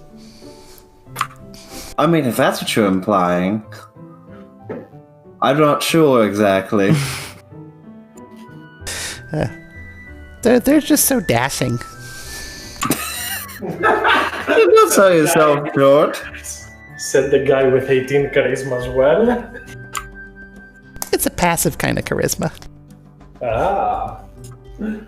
Regardless, perhaps we can go to the estate and glean some information about Madrigal and also maybe what's going on. I don't... Oh, sorry. Go ahead. I don't want to get too sidetracked, but if there's something, well, serious going on, I doubt we'd be against fixing it. Well, I've noticed that in towns like this, usually there's the people that are connected, just coming from my own parents, are usually either the politicians or the clergy. There's probably not a lot of politics here, but it seemed like I saw a really big church. If anybody would know anything, it might be the people in charge there. Perhaps. We should probably be careful, though. They might think that Hearth is a demon. To be honest, I wouldn't be surprised if they make Hearth some kind of god while we're here. Do you think? But it'd be pretty entertaining, I won't lie. Regardless, yes, let's check out the estate and then let's also check out the cathedral if we get some time. Nonetheless, in Talius, you follow back behind Madeline Valen, who are quite more perceptive and quite faster to reach into conclusion about something. Given the carefree nature of Talius and the sailor life of Nautilus, I would assume that they are at least amazed by, let's say, the finest presences that are in this town, being guards, being just common folk, or being whatever their job is. Right now, as slowly you move forward onto the Wilford estate. And as you stand stranded with your weapons and everything, there seems to be only one guard. Usually, Madeline, there was at least a couple of those. Only one guard standing in front of the town. As Teres looks towards you. Huh? It's already here? Are you? Then he kind of shakes his head. Wait, hey, I know you. You're... And he kind of pauses for a moment, trying to remember your name.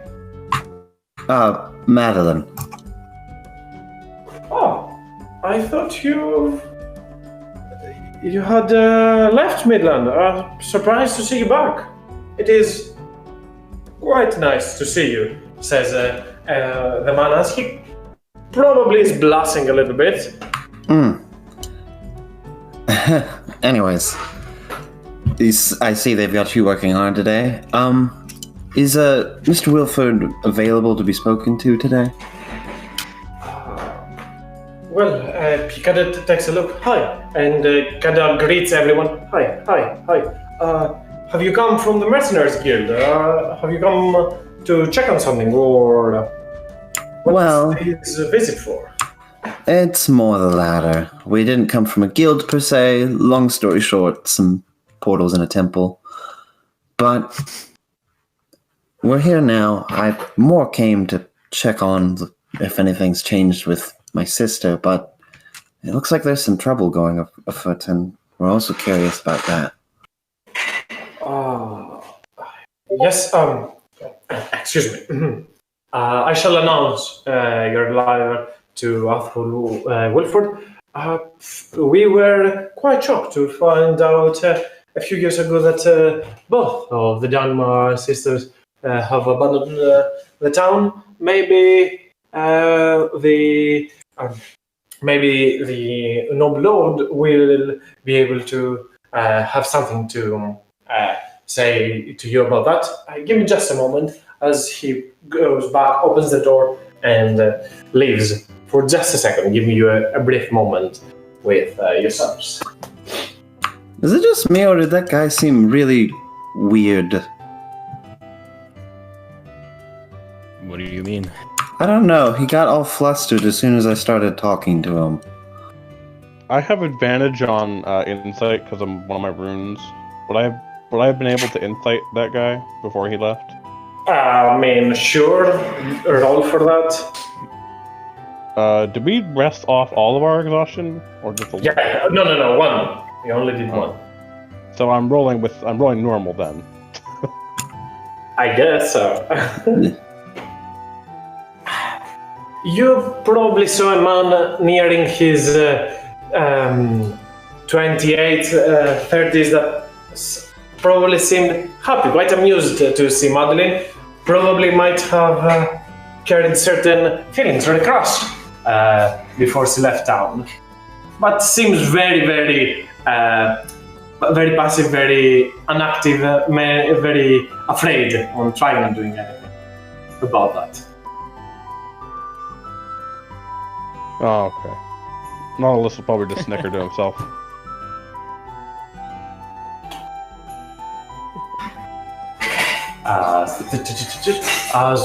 Nautilus just nods off, shakes his head off. Slowly, the balcony opens, and from on top, you see the human, Arthur Wilford, as he appears on the balcony. Oh, a Dunmar sister, and I presume, as he kind of looks at you, I presume the latter, correct? I'm sorry, what did he say? A Dunmar sister, and I presume the latter, like the younger one. Yes, that is Madeline. It's good to see you again, Mr. Wilford, even though we've never really talked that much. Rumors have gone quite wild over the last 2 years about the two Dharma sisters, but even some Red Knights have come and inquired. I've grown more accustomed to your story now that you were gone rather than that you were here. My apologies for that. Noble Lord should know the story of every man that he represents for. What can I do for you for? Well, it was about that story. We were wondering. We've been following Madrigal, getting close, but seems we've the trail's a bit cold at the moment, and we were wondering if she's passed through it all.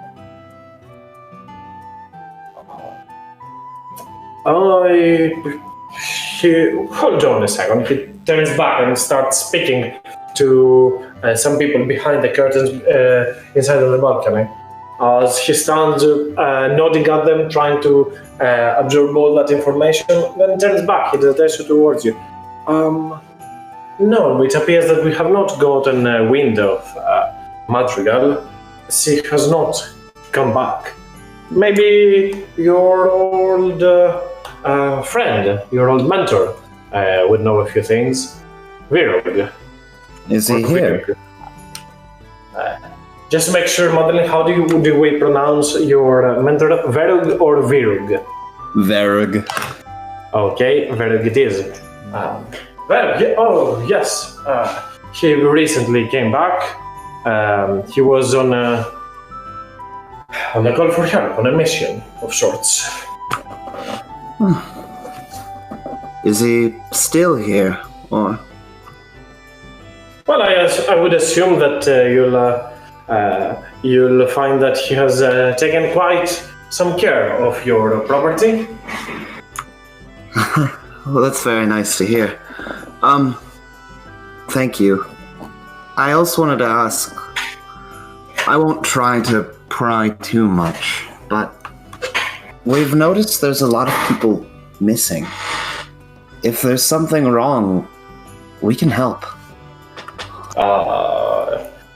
Yes, I assume the common folk have their cries heard already. But do not worry, little lady. I have addressed the mother and taken charge of the situation. You should not worry much about that. I won't force it, but if there is anything we can do, I'm willing to fight for my home.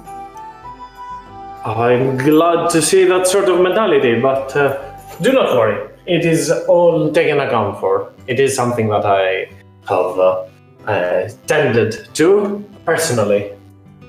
I'll roll insight on that. Same. Go ahead. Madeline, go ahead. I'm not going to give that to you, Notos, because you cannot be able to know the information I will give to Madeline if she succeeds, so not really. And say that's not. I couldn't. It'd be like that. If I was nearby, I would have given you inspiration, but... I mean, you don't have to be near. Don't have to be near. Save it. Nah, and I take mine because I have a sword that gives me one for free every day. And I have one just sitting here, so it's all yours. Alright. Enjoy. Appreciate it. Well, let's do that then. Or it is. A little better. That's better. At least it wasn't another 3. I certainly thought if it was. Okay. Madeline, though you're not quite sure what to grasp, he seems to be trying to appease you, trying to please you, try to hold you away from that. The only thing that you might notice that is quite peculiar as you're trying to read him in, there is nowhere a sight of his son, who should, given the age of Arthur Wilford, be ruling over the city, governing. You said his name is Gorning? No, governing over the city. Governing. Give me just a second, I'll find his name. That's the worst thing about a broad world. I forget all the names and I have to look for them every time. I gotcha. No problem.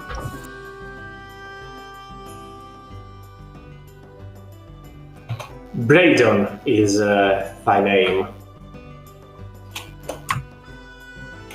Well, sir, I appreciate the help. Tell Braden I said hello.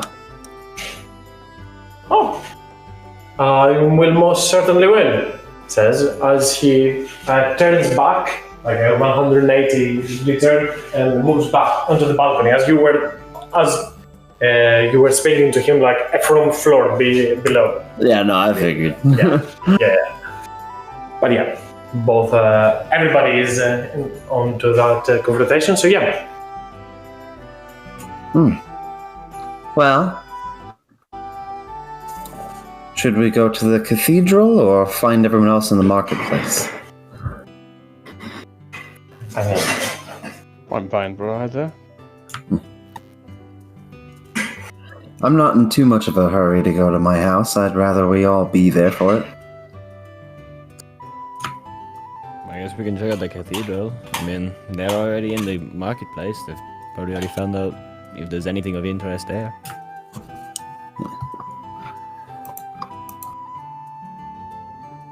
As I assume you're heading for the cathedral. Yep. Okay, so you'll probably gather the other two as well. Before we continue on, can we take a small break? 10 minutes. Cool.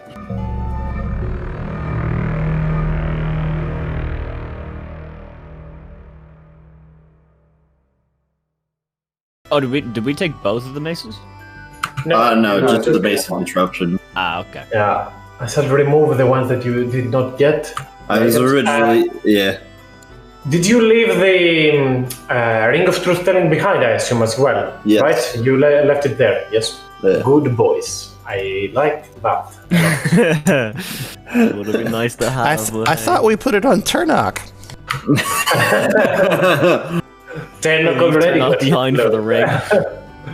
No. Tennock already got his load. And actually now the vault has more stuff to give for others. Like the vault always trades up, so it always has stuff to give to others. Beautiful. Let's go And, back in like a year and see what's there. I mean, it needs somebody else to pass on the triumph, but yeah.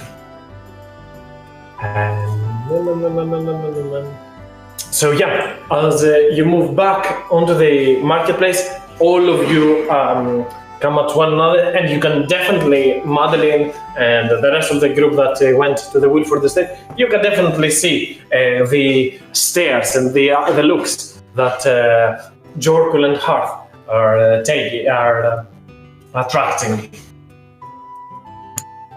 Yeah, so what did you guys do exactly this time? We showed up. Well, it seems everyone's pretty curious about you. Though I suppose fire hair makes sense. Anyways, were you guys able to find anything you needed? Well, don't know about Joko. I wasn't really looking for much myself. Of course, it seems people in need of trouble have found me anyways. People in need of helping. Did you both also notice there's a lack of men in this town? Oh, that's what one of the natives here asked me to help with. Oh, Yeah. Mines I've had.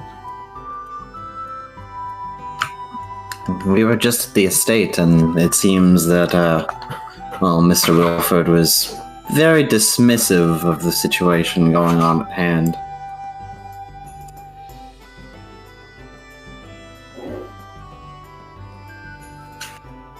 But regardless, perhaps we can find out some more at the cathedral, if you're both interested.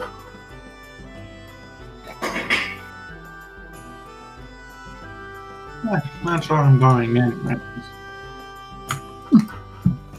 Well, alright then. Joko? Yes? You want to come? I was just. I'll get the. He gives a couple of. How much would a barrel of beer cost? As I said before, Can I get a gold coin? Yeah, sure, a gold coin. He tosses a gold coin and he says that. What's Madeline's name again? Oh, surname?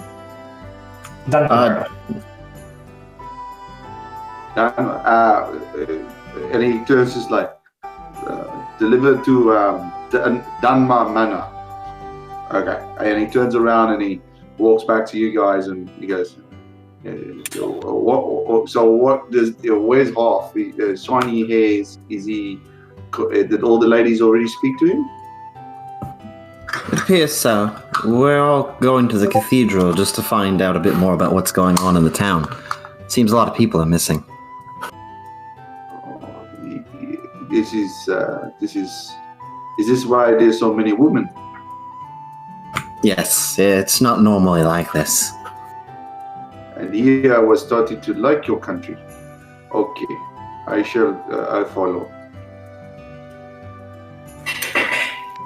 Slowly you get near the cathedral devoted to Lady Farkia. On the opposite side, you might, at least some of you might notice a few women, or even hear a few monks coming from shuttered doors and wooden struck down windows. But the attention mostly falls onto this grand temple that, though it is a grand structure, it is one with the nature around it. As you can see, vines and plants have all spread inside the temple, making for quite a nice environment. Give me just a second. You move inside to on the temple to see this gigantic, this enormous wall painting of the symbol of Lady Farkia, as many different priests playing either the viola, dulcimer, a lyre, or a harp stand with their crimson or red hair, speaking, singing, chanting, or whatever else they do. As in the middle of all that, you see the Heart Warder, a title that holds esteem onto the clergy of the fire-haired lady, as a half-elf with wood elf origins stands in the middle of all that, kneeled down onto her two knees as he stands in front in prayer. Inside the temple, there seems to be also a knight that is of quite an elegance, with his red cape and adorning the symbols of Lady Farkia. He stands with two of those priestesses that are taking care of some of his wounds or some of his stories. He seems to be in quite some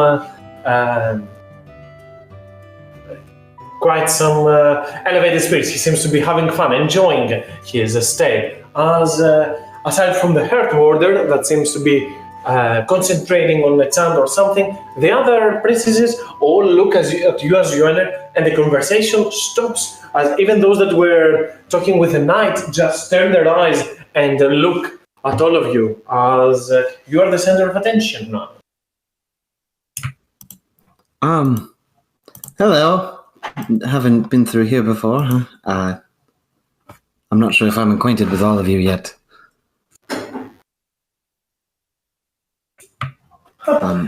They start chuckling for a moment as they make a nod with the fingers towards you, Madeline, to approach.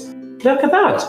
Another one with red hair. Now that is a good sign of omen, says one of those priestesses, as the Heart Warder opens her eyes and looks towards you. She stands up. Oh, it appears that we have visitors, ladies, priestesses. Make sure that they are welcomed in here, as she starts moving towards you. And though she wears this crimson velvet gown, you probably for some of the men in the group, again, keep out of character and just make sure if anything of this becomes quite explicit or steps over the line, let me know, because the Church of Lady Fire here is quite weird with all of that. And in character, be back on that. Is this the church? Is this the equivalent of a church or saloon? Yes, not saloon, soon. Okay. Not saloon, soon. Soon. Yeah. Okay. Yes. Soon. Okay. Yeah. Yes. The decadence is real. Continue. So you can easily see that though she wears this gown, it pretty much maps all of her silhouette, as she's wearing probably nothing else below that, as she slowly moves towards you. Hello.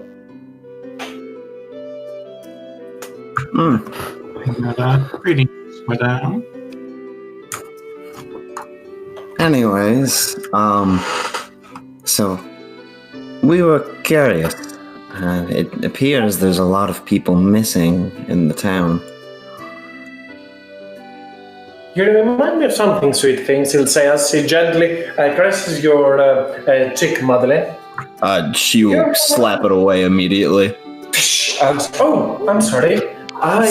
Sorry. I am not exactly one to be touched like that. The head warder takes a step back.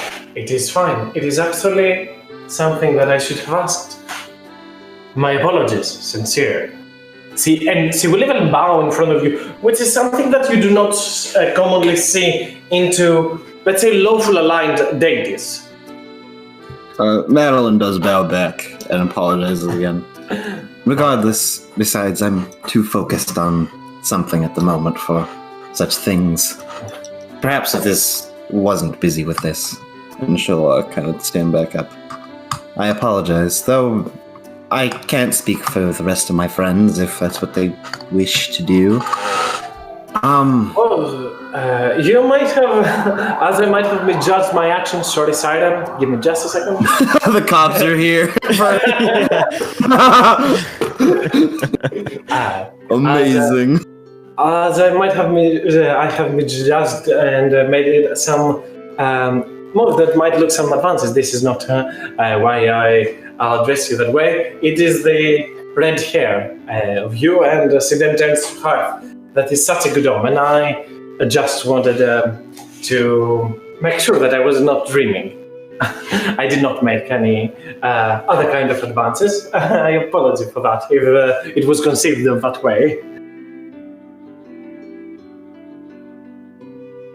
Ooh, awkward.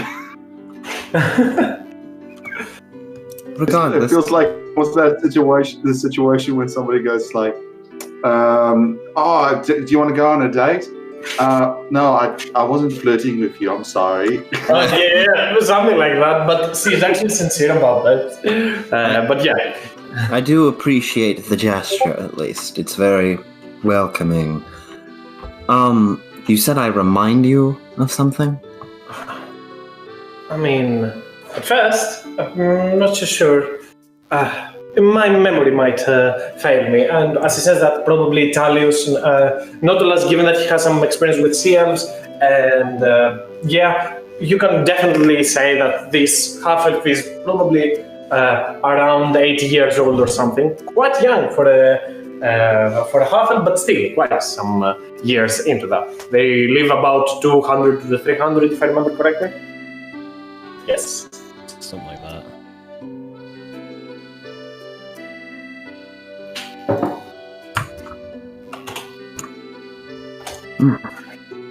So, what it is that you're looking for in here? If I can help, I would very much like to do so.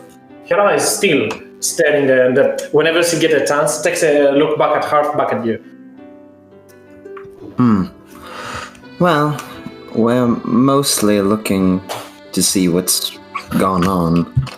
At least that's my main concern. Whatever anyone else wishes to do, they may do, but it appears that a lot of people have gone missing, and I'm just trying to solidify the situation. You've heard the cries of the woman in the marketplace. Quite a protest, that is. It appears that there has been a trouble into the neighboring mines, and some of the people have gone missing. Trying to check on the incident, the Wilford even put his own son in charge of a rescue party. They are being trained, or they might have even started their expedition. I'm unsure of what is quite the situation right now as we speak. It could very well change from minute to minute. Well, if there's any way for me to help, I would be happy to do so.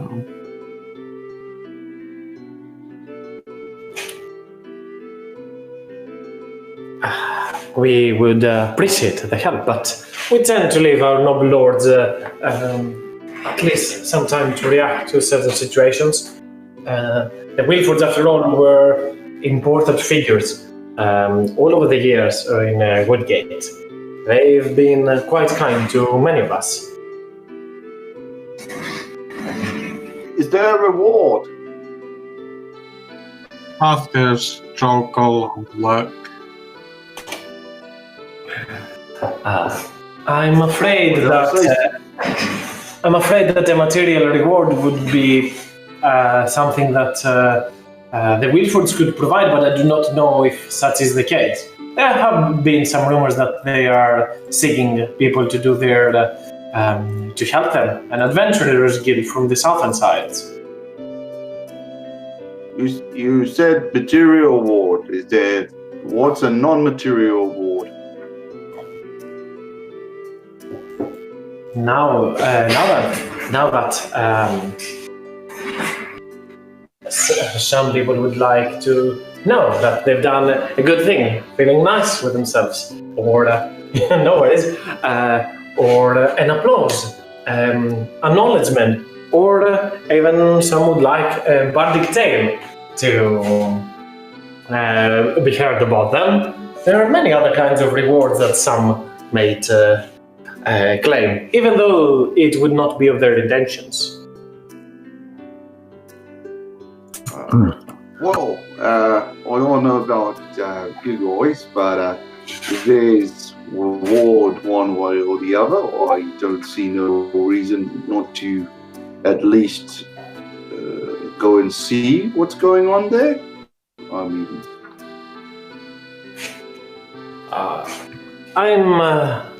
I'm sure that the blacksmith's spouse, Martha, will be able to provide you more details if that is that you are interested in. However, you do not. You seem to have just found it yourself there. If I may I ask, why have you come to Woodgate in such a interesting time? As she says again, looking at her once again. Well, mostly we're helping Madeline look for her sister.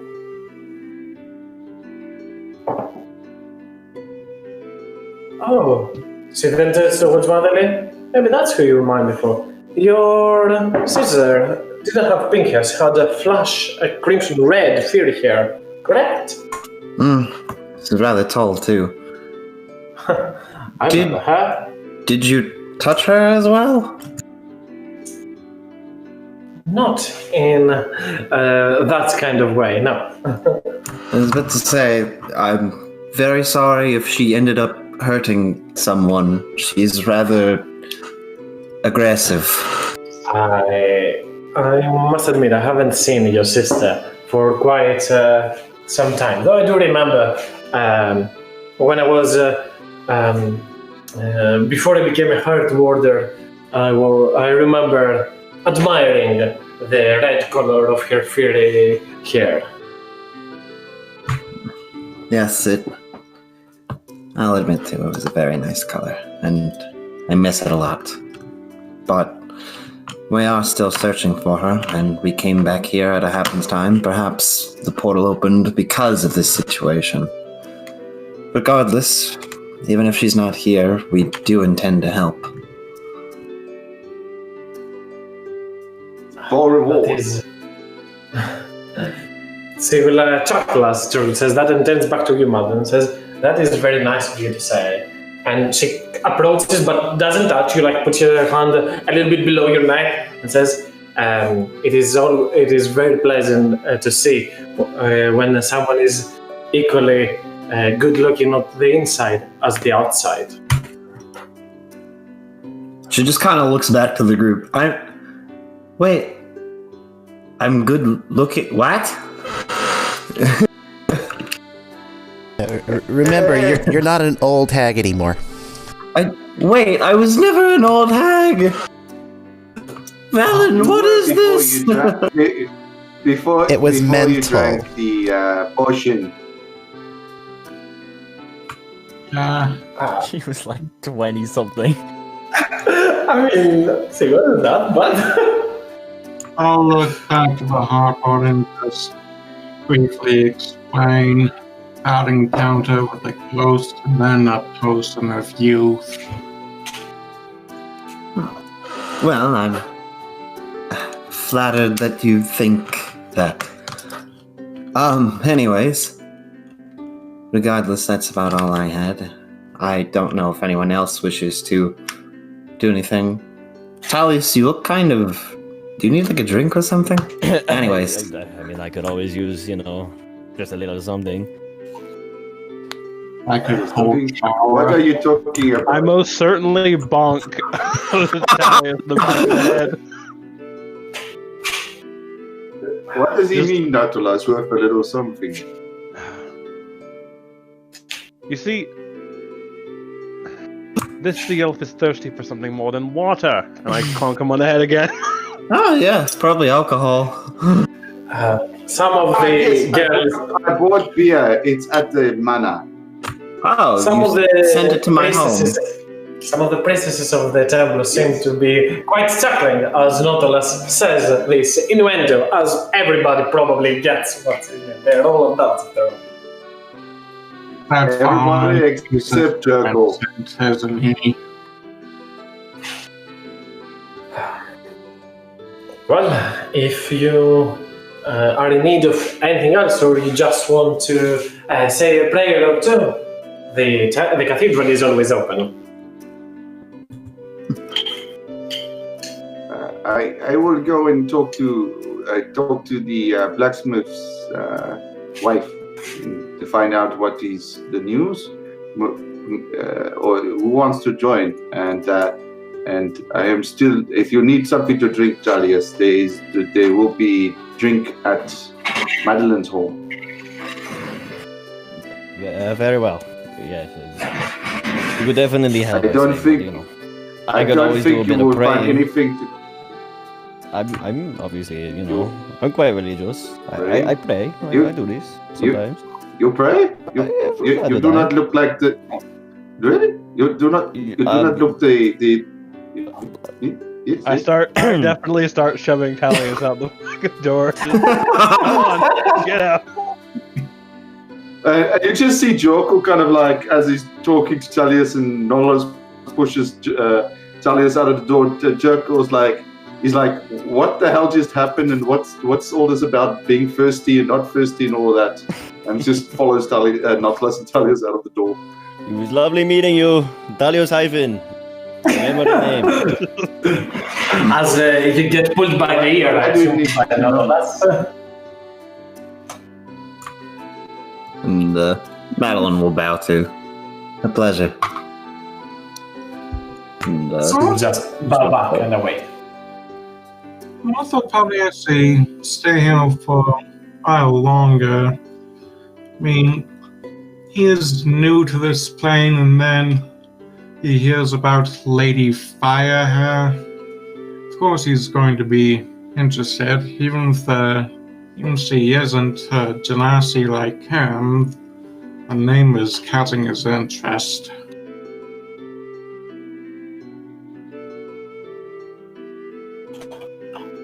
Okay, so Hearth is staying at this temple for a while, I assume. Probably saying a few stories around, or at least conversing with the priestesses. As Jorkul, I believe, said he wants to go back to the blacksmith wife. Everybody else is going back to Denmark Manor, or I was gonna go to the blacksmith too, just to see what's Okay. going on. I was saving the manor for last. Figured everyone would just go.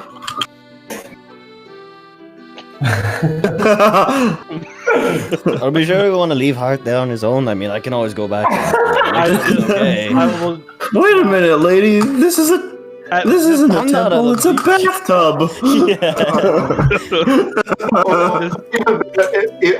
I can just imagine those women's it's like, if we have kids with him, would they have fire hair?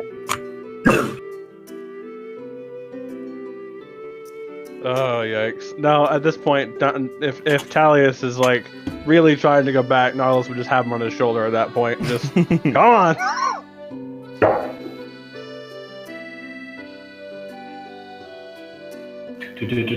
so yeah, I assume that. Oh no, it doesn't work. No worries. And this was the day Hearth multiclassed into Bard.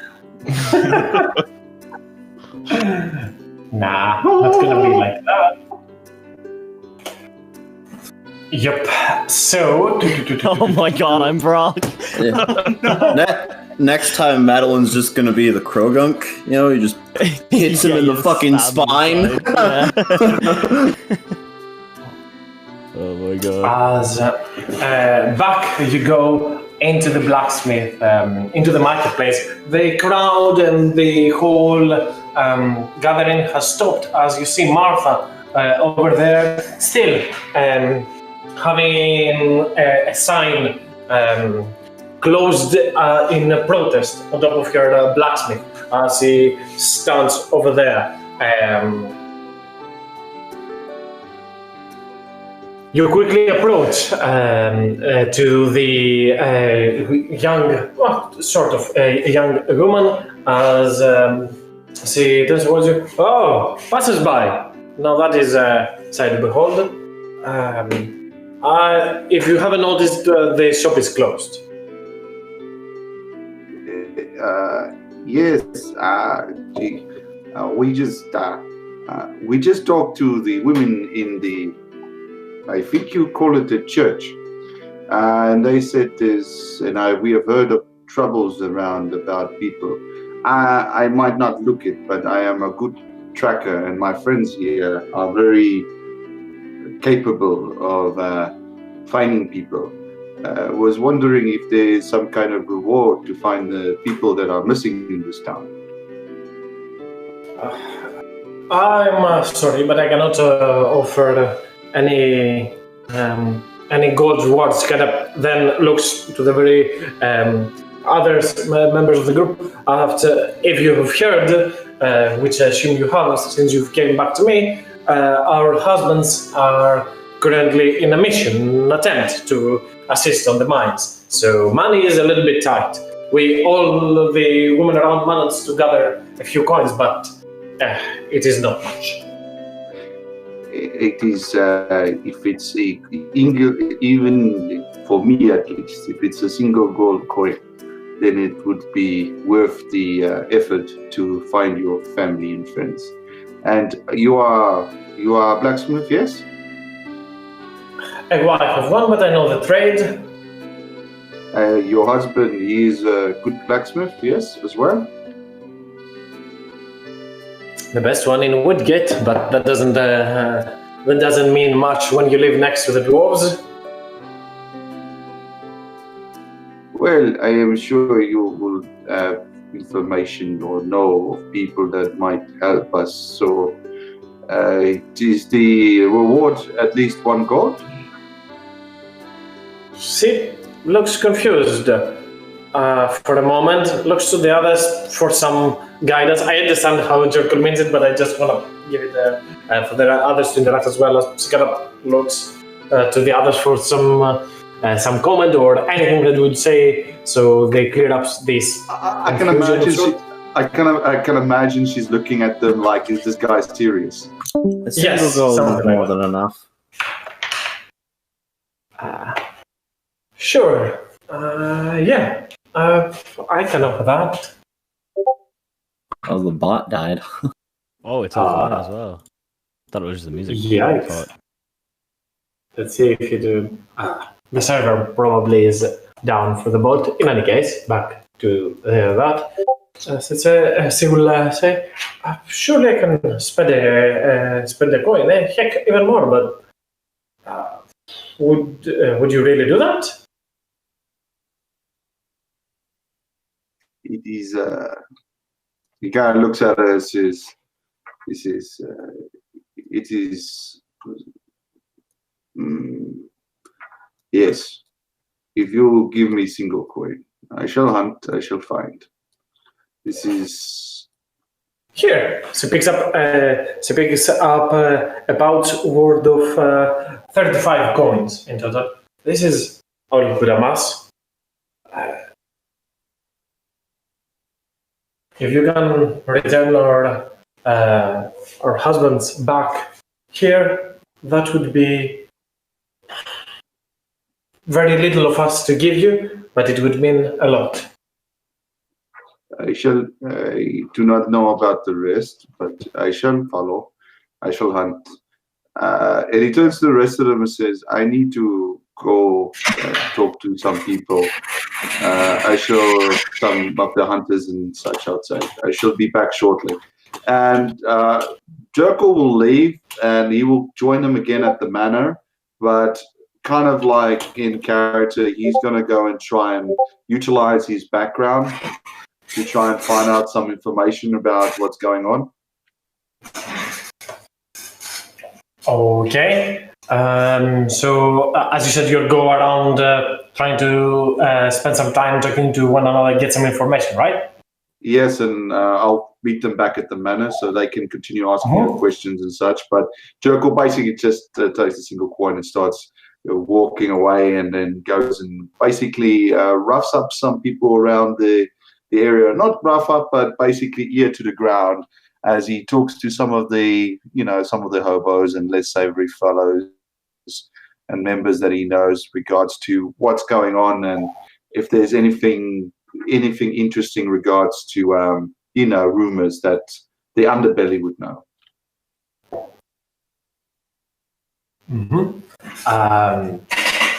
Okay, I'll keep that in mind. I think if I can give you some sort of information. What is the rest of the group doing now?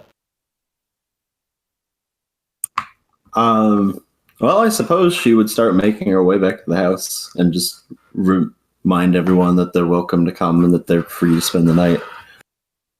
Well, aside from RKOing Talius anytime he tries to walk away, he's probably going to follow back to Madeline's place to see what's going on. I presume I'm basically being held hostage, and I'm going to. Like, I really enjoy this, and I really don't mind it, but I don't get why is this happening. Why does Alonso doing that? But I'm totally up for it. Like, I can see it, I can picture it, I do not get the reason behind it, but it is perfectly fine.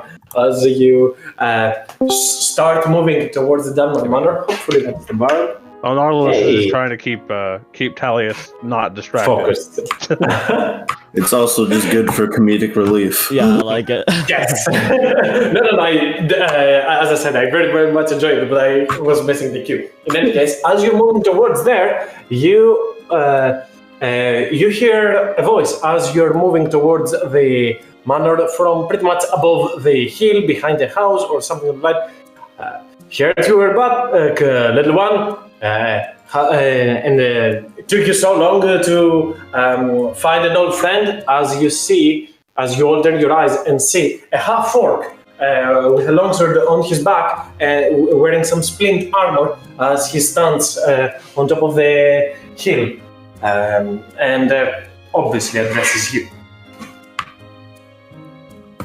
Madeline's just gonna run up to him and hug him. He hugs you back as he pats back to at your back. Oh, I missed you, little one. Oh, how long has it been? He pulls you back, looks at you. You haven't aged a day. Shall I go? Well, technically, I aged normally, aged 10 years, and then regressed 12 years, I think. It's a long story. Right. It's been about, well, a little over 2 years now.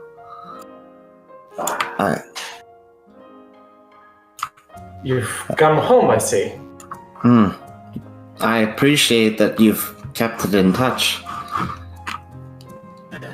try to help. After all, there are others that might need help from time to time. There have been interesting times, to say the least, happening in here while you are gone. Very good. The half-orc turns and looks to the other.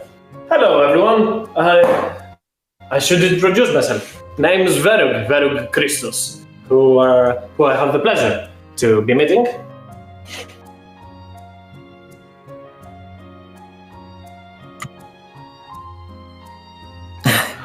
Don't be... The whole party looks at it like who the fuck are you? Madeline will turn back. This is my teacher, and along with Madrigal's teacher, Varric. He taught me how to fight. He taught me a lot of things. Wow. Valen steps up and says hello. I say, wow, if you taught Madeline, then you must be a mighty warrior.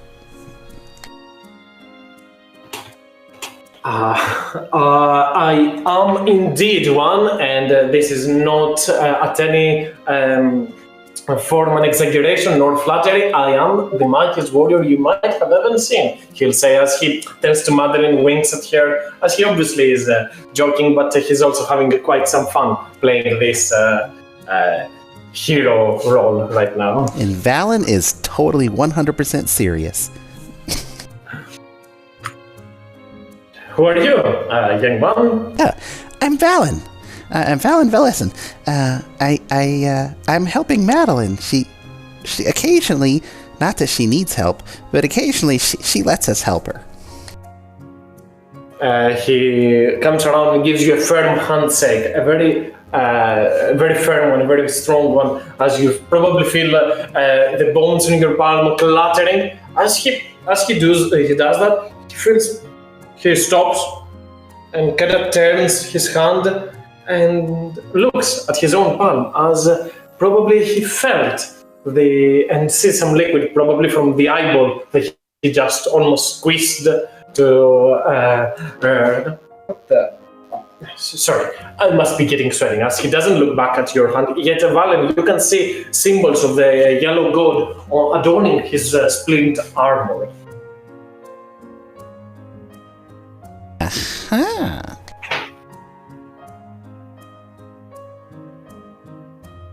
It is very kind that you help or sometimes protect the little one right there, and then turns his eyes next up to Talius and Nautilus. More exotic kind of follows. I see. You picked an interesting set of companions. Hello there, as she kind of makes almost like a soldier salute to both Nautilus and Talius, given that they seem more like fighters rather than spellcasters. I guess make an awkward salute. I mean, I'm not like, cause I'm not at all. I'm gonna stick my hand out. Talius Hyphen, it's a pleasure to meet you. Again, a firm handshake, though this time he definitely feels that you indeed have the power of a ogre, to say the very least, as he just tilts your hand. Oh, nice trick. Where did you get those? Oh, he's a long story. Got them quite a while back, actually. Actually, I'm curious, how long ago was that? Like, in-game terms? I mean, could be 3 months? Something like that for sure. Yeah, at least. At the very, very least. As you say, well, there's not much point talking in here in the middle of the day. I say this reunion and this meeting, you fine gentlemen, calls for a celebration of sorts. What do you say, Madeline? Do you want to go back, see how your old house is? I took good care of it.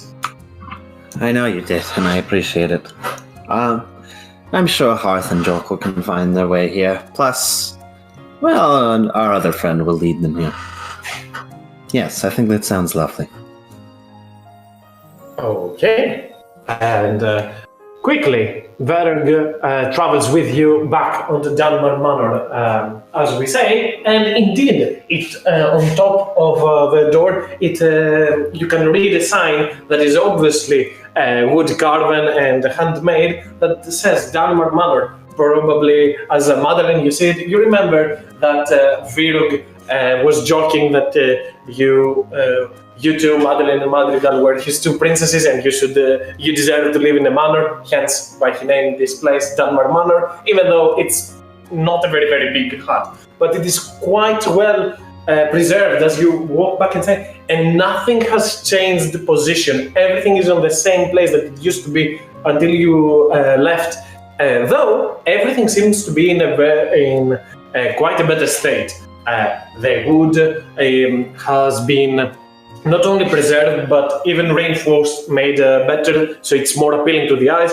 As Verg moves forward and says, this has been a little project of mine, but I think it looks all right, doesn't it? I think it looks great. I'll give you your favorite tankard, even that, if that embarrasses you, and you kind of remember, Madeline, that you had a mug that made entire out of clay that you finger painted a unicorn on that, or probably a snake with wings or something like that, very, very badly when you were a little one. I would say it'd be like a finger painting of like 3 stick figures, except one's really tall and has like a sword, and then 2 have horns and tails. Okay, as Verg just gets that, and as he picks up that mug, now this is Madeline's art. I would pay good amount of coin for that, and as you see, this very adorable but also extremely funny painting that Madeline has done. I was a kid when I made that. Regardless, it's good to see it in such good spirits. I know it's technically our house, but I did say that the rest of them could spend the night here as well. I'm sure there's room. We will find. Every friend of Madeline's a friend of mine. Come, sit by the hearth. He'll say as he puts up a few logs onto the fireplace and starts making a fire, lighting up a fire over there. Before I continue over there, let me give a moment to the other ones that are not currently in here. Harth, back at the temple, is there something you'd like to be doing? Something that I should take into account? Any conversation that you would like to be asking? As both all those princes will be asking you many things about your heritage, where you come from, how it is to be a being made half out of fire, forced by the flames and stuff like that. Oh, definitely happy to tell them about my home plane, and possibly even my family's connection to an ancient phoenix. If they know where Phoenix is on, I might catch their attention.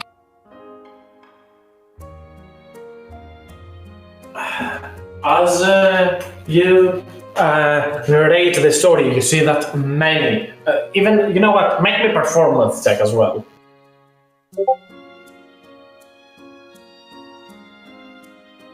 Nice. Oh, okay. All of the priests on the temple, aside of the Heart Warden, seem enticed by what you're saying, hanging by every word that you speak, of every picture that you paint onto their minds as you go into detail about this glorious... I'm trying to keep it realistic, not allowed to stop. But yeah, as the picture that you paint to them is so vivid, so alive, and so fiery that you can see literally fire, embers scorching into their eyes as they're looking and hanging by a thread. Even the night that was still there and said that he should probably better get going. He's still in there and looking at you, admiring what you're saying, as he seems very much interested in all of that. Yeah. Definitely a very fond look in his eyes as he's remembering home. So, wait, the knight says, I'm sorry, sorry for interrupting your magnificent narration, but I should ask something, because I believe I had something of similar recently. Did you say that you've come from a phoenix, correct? This was somewhere nearby here, or... I'm sorry, I probably lost the start of all this story. Well, not directly descended from a phoenix, but my family line has earned the favor of one quite a while back. I'm probably having a bit of a stronger connection than most of my family, though. Part of the reason I took up the mantle of the flame. I mean, I don't know, could it be much of a coincidence, but I believe I've heard a similar story about from a dwarf, a traveler that came from the Ember Grip clan from the Black Ops.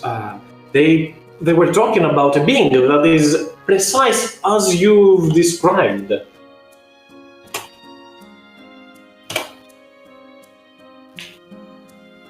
Hoth turns all of his attention towards the knight as he's saying, "A phoenix in the material plane?"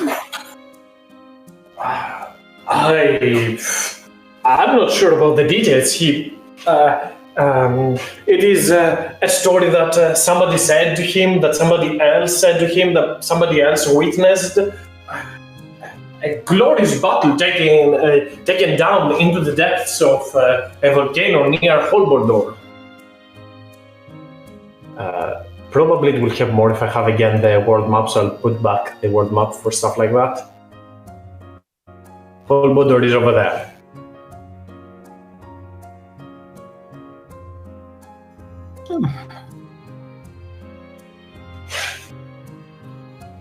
Yes, I mean, it was way below the ground. We didn't see much. It is, after all, where the Ember Grip clan is stationed. Hearing your story reminded me of that. Huh, what a coincidence. Funny world.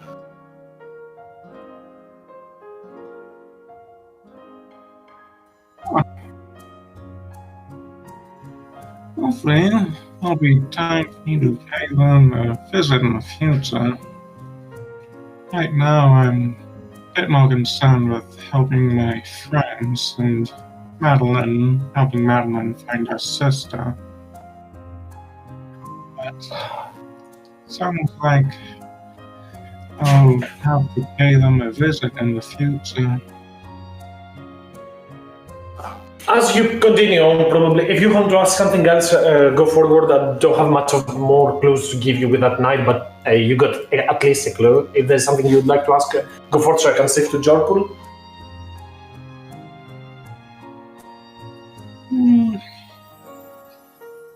In particular, I'm telling them about my home playing and learning what I can about Lady Firehair in return. Okay, as I said earlier on, Lady Firehair is the deity of the predominant deity in the Kingdom of Midland, and it is the Lady of Beauty, Love, and nurturing the life-giving deity, as it is very much not only aligned with the Yellow God and favored by him. These deities are supposed to be on very, let's say, good terms, as gods tend to do sometimes, create alliances and stuff.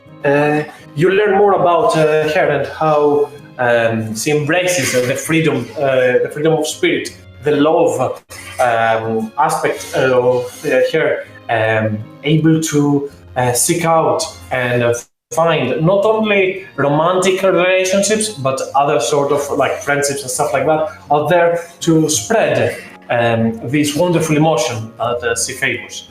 I'll shift back to Jorkul as Jorkul, you take your time to check onto these places where people that cannot fight, people that cannot be sent to the military right now or used in these mining operations or whatever that. You ask a few beggars, a few travelers, keeping your ear up to the ground, as you'll probably hear that Wilford, the lord of this land, Arthur, has sent his own son to lead this expedition back into the mines. They believe, they hope at least, that this will help the situation, as the Lord has been very, very passive and reluctant to do such a thing. Anything else that you'd like to inquire about Jorkul? Any other information that you'd like to get from the town? Any other different? Basically, just a little bit more clearance if the nobles sung them, if the party has gone to the mines yet or not. Unclear, but from what the timeline suggests, he probably has would have gone today, early today, something like that, or probably the last few days. So it probably happened quite urgent. Okay, and can I have a description of the son at least? I actually do not have this the token right now, but if I remember correctly, he looks very much alike the noble lord. Yep, he takes a lot after his father, though he's very, very much younger than him. But aside of that, I don't think you need much more information. You have a general description of him if you ever encounter him or something. Okay, no, he takes an advice, and there's no bounties, I'm guessing, so he will just return to the manor for his drink. Okay, I assume Harth, you also return back to the group at some point. Yeah. Oh, okay. So, yeah, back onto the Dunmore Manor as Velux stands with you. A little bit later on, as you exchange your names and probably share a swift introduction about who is Dalius, who is Nautilus, and who is Valen, Velux awaits and then opens up the door to welcome both Jorkul and Harth that will enter the manor, the building, as also their ale that Jorkul had ordered. He will give a few coins extra to the man that carried that all the way, the woman actually that carried it all the way here, as he will probably come from here and say, next time you should just ask me to come over and stuff like that. But in any case, the half-orc turns his attention to the others that Nautilus, Talius, Madeleine, and Valen probably made quite an introduction of them, given some information about them. Ternok still is lurking around the town as a centipede, though Madeleine, from your telepathic bond, you can tell that he doesn't seem to be much of trouble. Yes, as you're all gathered back together.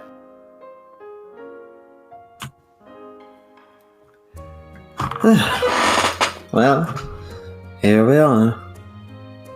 It seems that our suspicion was wrong. She hasn't been through here recently.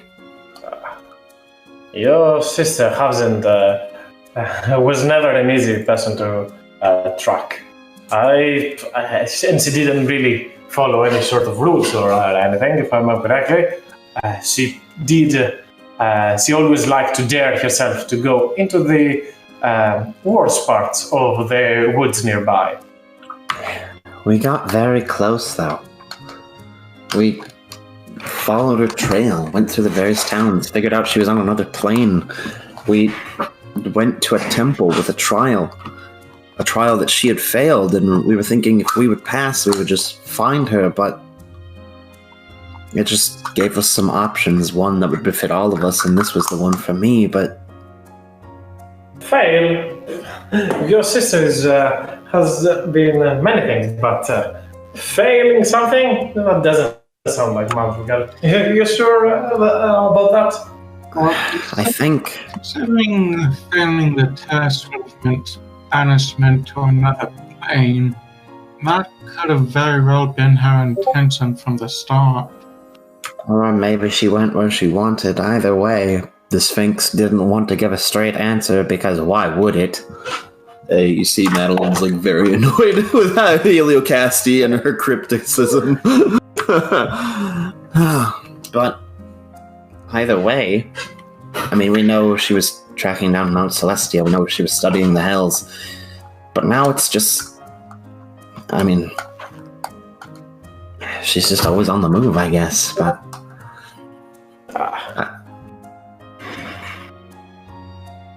Madeline, remember that though your sister is a special little lady as well, you should focus also on yourself. You need to preserve your own light. There is only so much in this world. Your sister will be fine, and I'm sure that in time she will be waiting for you to help her. I tried myself to try and get in touch with her, tried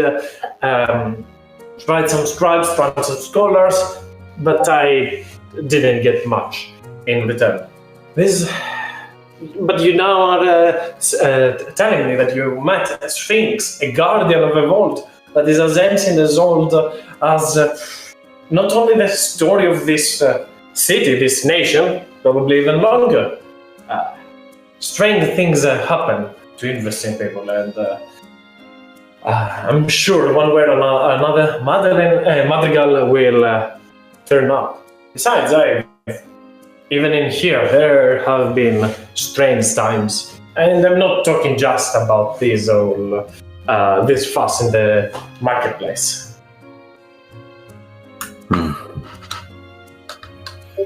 Well, about that too, we're looking to help. We know a lot of people have gone missing, and, well, I want to fix that. Well, you should give Old Verog a chance to prove also himself.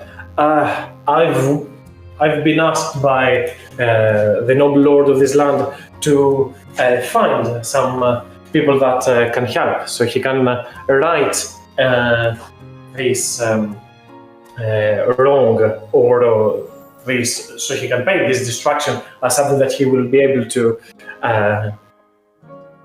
advance forward, move forward from.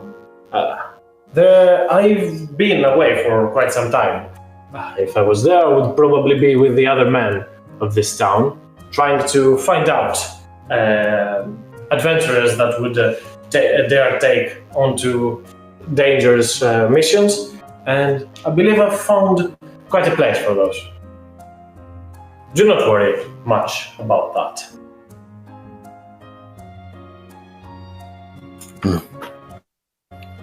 Well, and I shall turn to the rest of the group.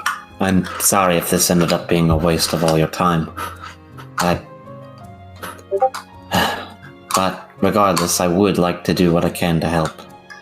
And at this point, maybe Verg's right.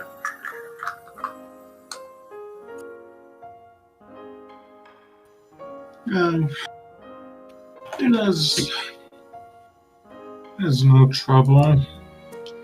And even besides the chance to help, I learned some interesting things from the night I was being healed at the cathedral. The Ember Grip plan at Holbodor About me, it was a good chance they had an encounter with the Phoenix.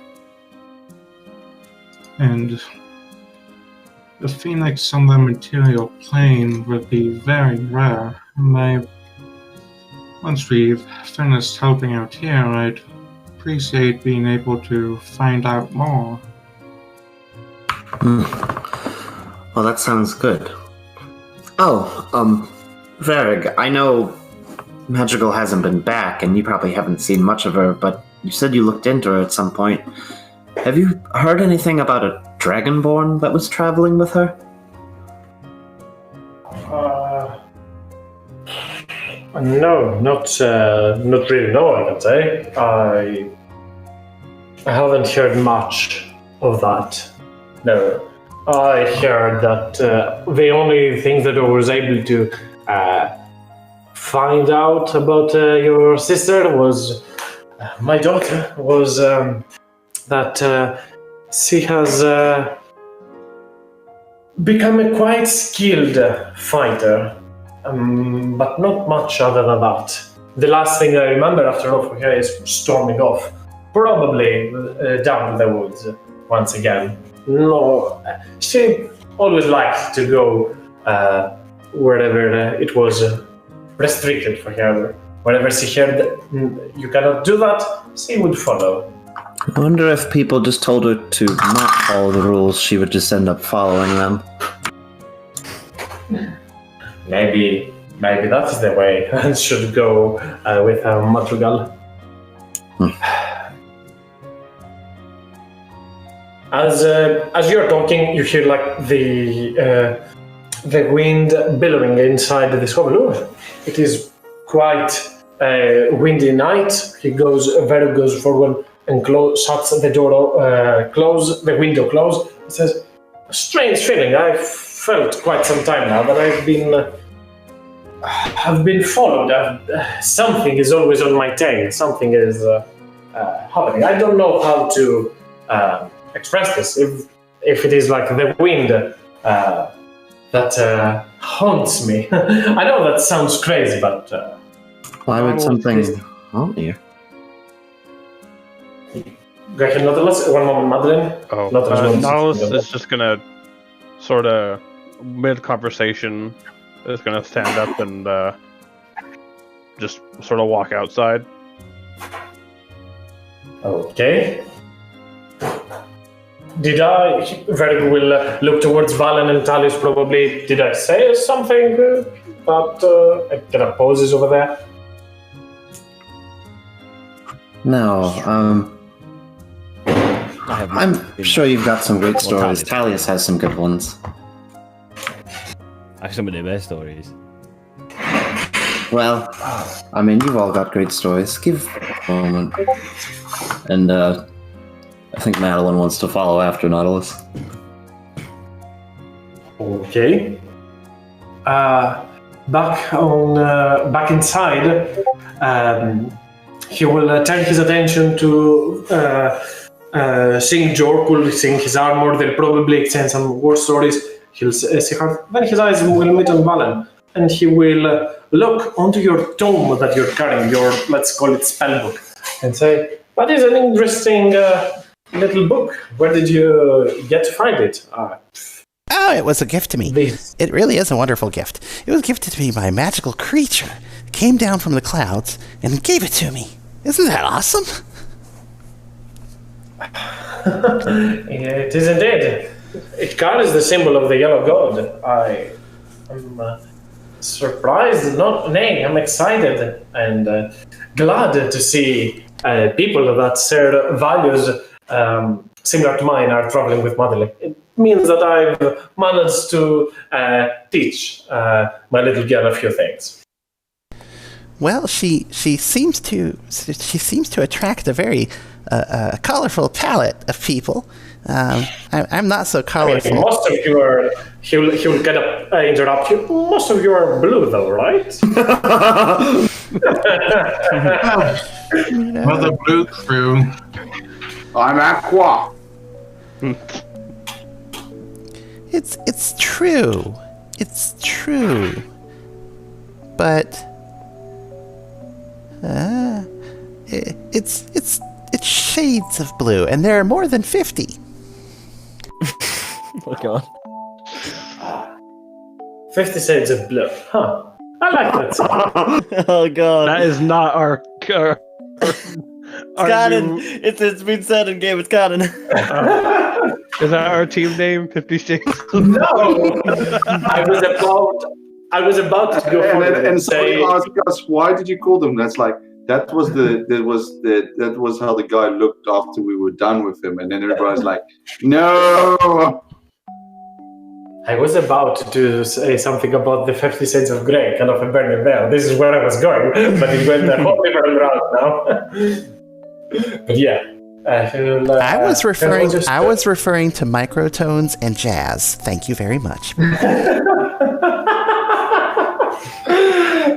You seem to have the soul of a very nice person, Valenson. So.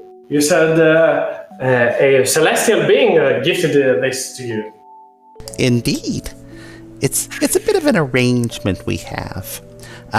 I try to learn things, and they know things. Huh. But I'm trying. Oh, I see. Oh, for the moment I thought that you were... I didn't like to say the word chosen one. It feels so redundant, but... selected one? You get what I mean. Many are called, but few are chosen. And I don't presume to be that. But I will endeavor to do everything I can. And as I go around, sometimes there's people that need help. And I'm glad to help them.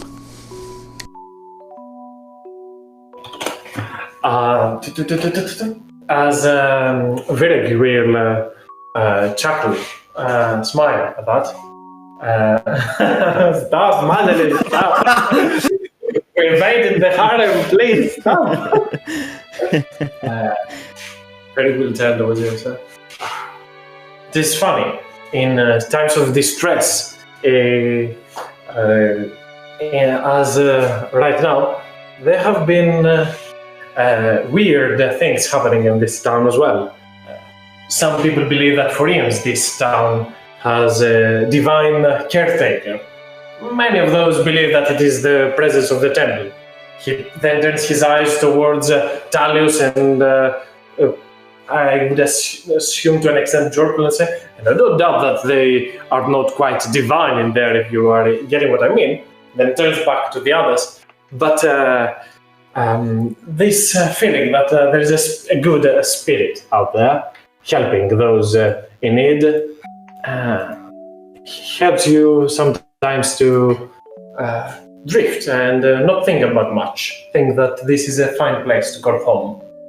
That is at least what I want Madeline to think about this place.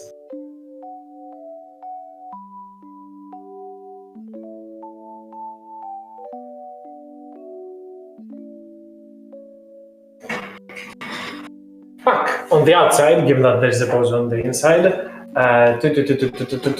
Nautilus, you storm off outside and later on you're followed by Madeline. Was the wind like? Is it like a picking up to be a storm outside, or? Not at all. It is quite calm actually. Like the windows getting slammed like that with such force does not seem quite natural, I would say. I'd say probably just before, like just as Madeline's coming out the door, Nautilus is holding his hammer up to the sky and says, "May the Stormlord carry my message." And I cast Sending. To whom? Madrigal. Okay. And I say this.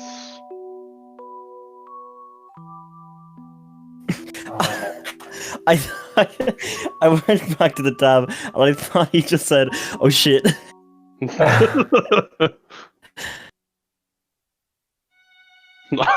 Kick your fucking ass. No, Nautilus isn't threatening. But yeah, basically, Madeline would just see like lightning crackle up his arm to the hammer, and then sort of like a single bolt, like a tiny one, just goes up to the sky.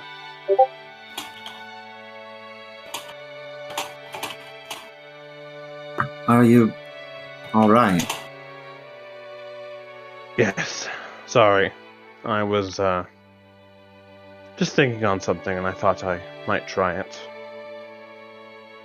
The idea of family to me means something more, so I tried something, and I'll see if anything comes of it. Nautilus. She'll get a little bit closer. Can you tell me a bit about your mother?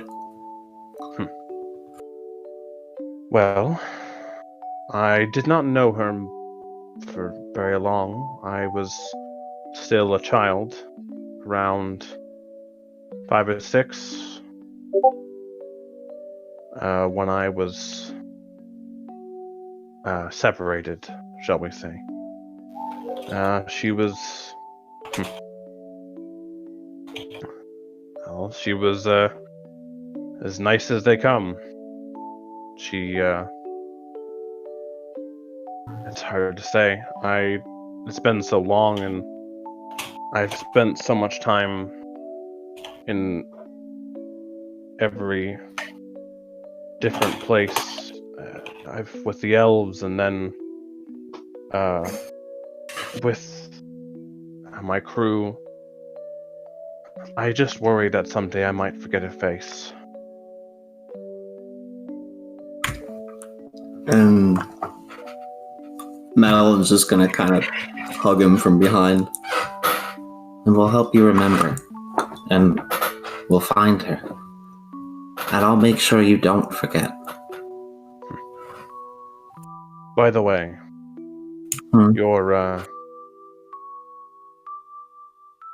your sister had a reply.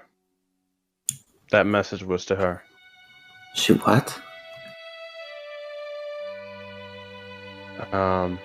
She said that everything will be fine and that she's close to what I don't know, but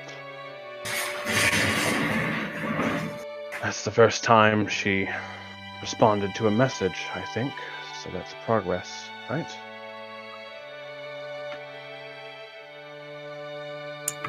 She's just gonna hold on to Nautilus and very quietly start crying. Sorry, I probably should have said something about it earlier. No, it's... And she will eventually let go. It's fine. Thank you. For everything. It's all good. I was annoyed when we couldn't get an answer out of Heliocasting. I saw how that frustrated you. No, So I thought I helped. You have. Everyone has, and you especially. And I want to help you too. That's fine. Let's find your sister first. Maybe help this town. Then we'll see where we go from there. Yeah. Hey, they're probably still busy talking. What do you say I show you around a bit more? Just the two of us. Sure. I know Talie's stories can get long, especially about him. I'm definitely talking just about myself.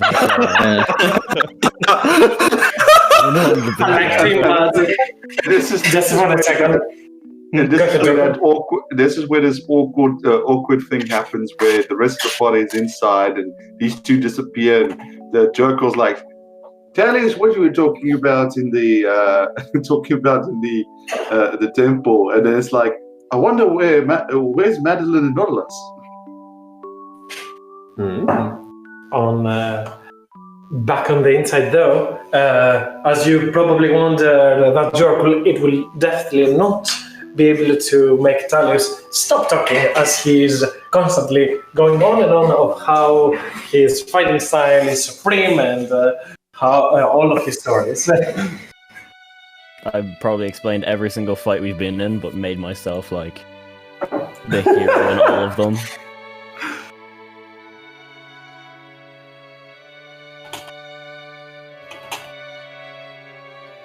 Mind one time I saved all. I was the last one standing and saved all of you.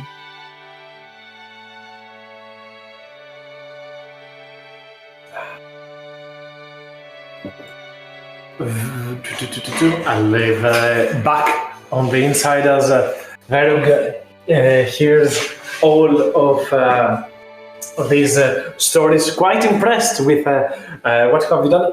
Talius, make me not a deception, rather than a performance, I'll say. Dang. Next level, that would be better. Okay, let's see. Oh, that's persuasion, sorry. It's the same anyway, it's a 1. Okay, and I roll that insight. You know what? He actually is enticed, doesn't think much about if he believes you or not. It is more like he gets enthralled by the way that you describe things. He gets attached to your descriptions, hanging by a thread. Similar to how the ladies back in the temple in that night were following Hart's narration. Now Verug has his eyes set on Talius and how he speaks.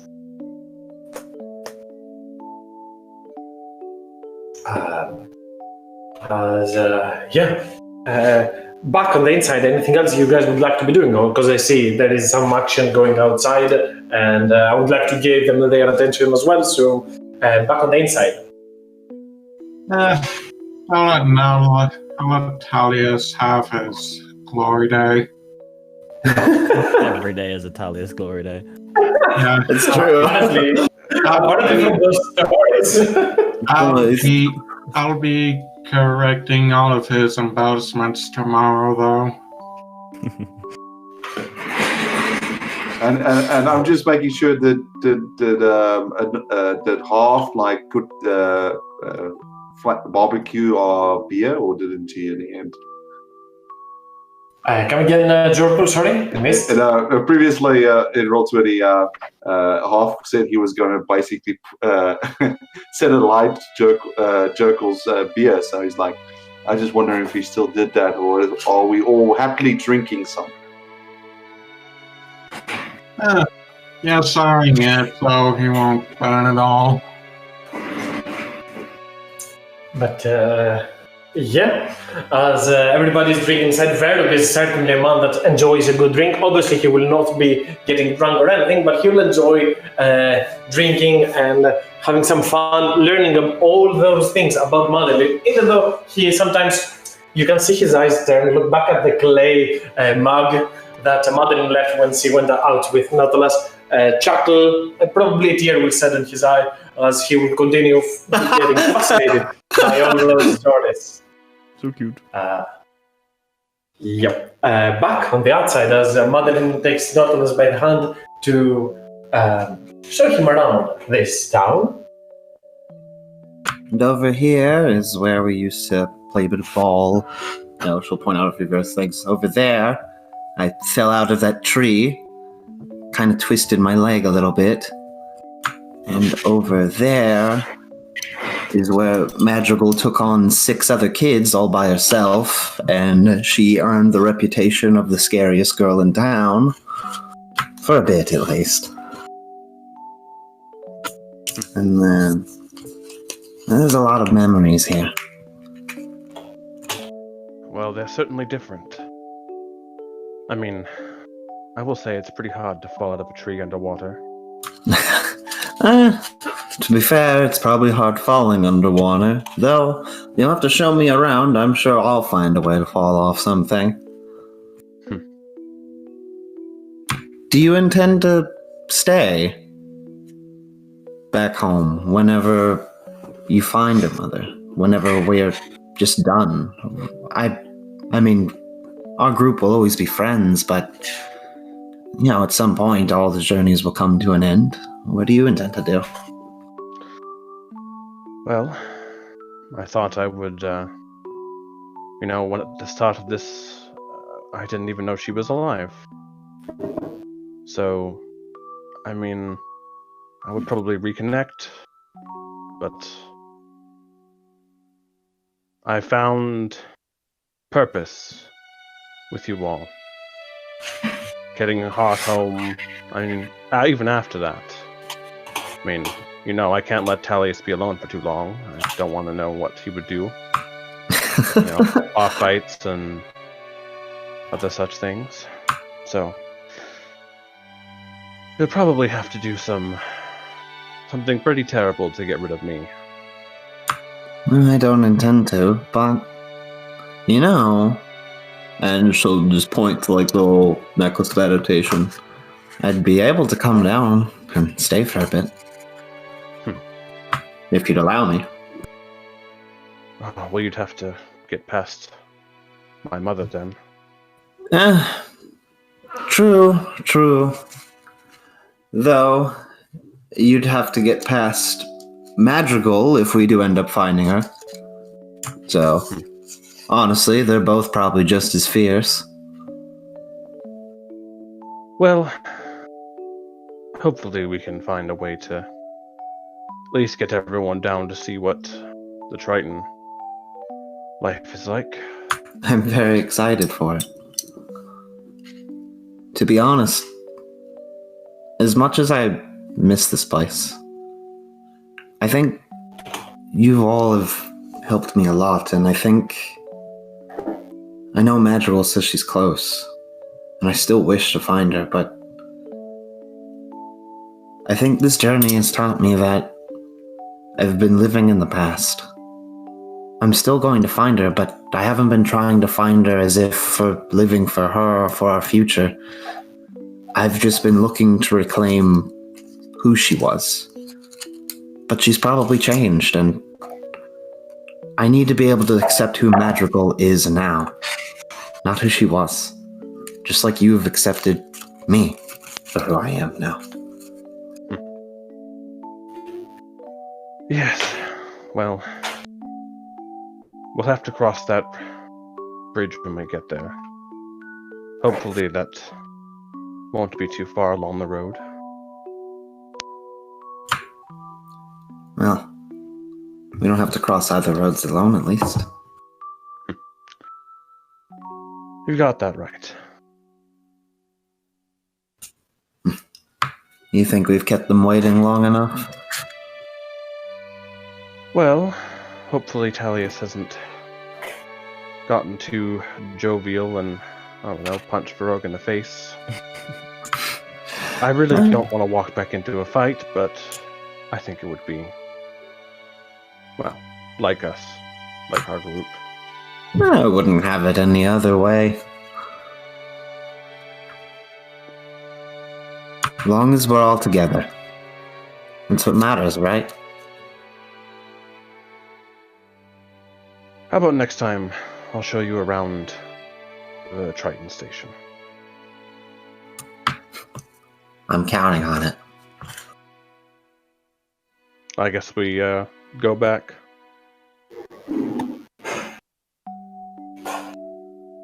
And indeed you are, as you turn back inside there and you see Hearth next to the fireplace. I'm Jamie Harrison, and I approve this.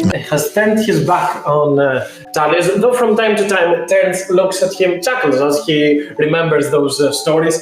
You see Jorkul probably passed up by Ale as this tall Ravenite just hurled his tankard on the floor and just rests himself against the chair as Talius goes on and on again as you see him animating again, fighting scenes, and Varrogue is also standing tall, not helping, but playfully attending or assisting Talius to recreate those scenes, as he seems very much interested in looking through the details and absorbing it all, as Valen just seems very, very polite. It haven't moved much, I would assume. sitting with his hands crossed as he looks to the two of them play battle, pretty much, as Madeline and Nautilus, you swiftly return. And Valen, as both of them return, like you heard just things, as if you've heard something.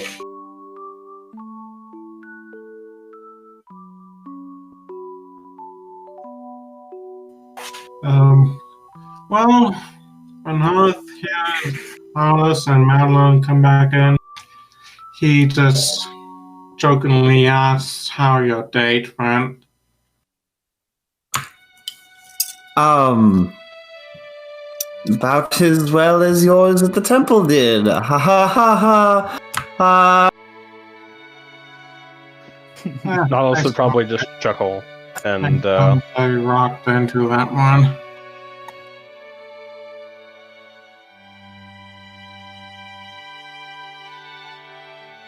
Madeline does kind of go from blue to purple, though. hold on. What would be the what's embarrassment stat? Would it be charisma save? Condition embarrassed.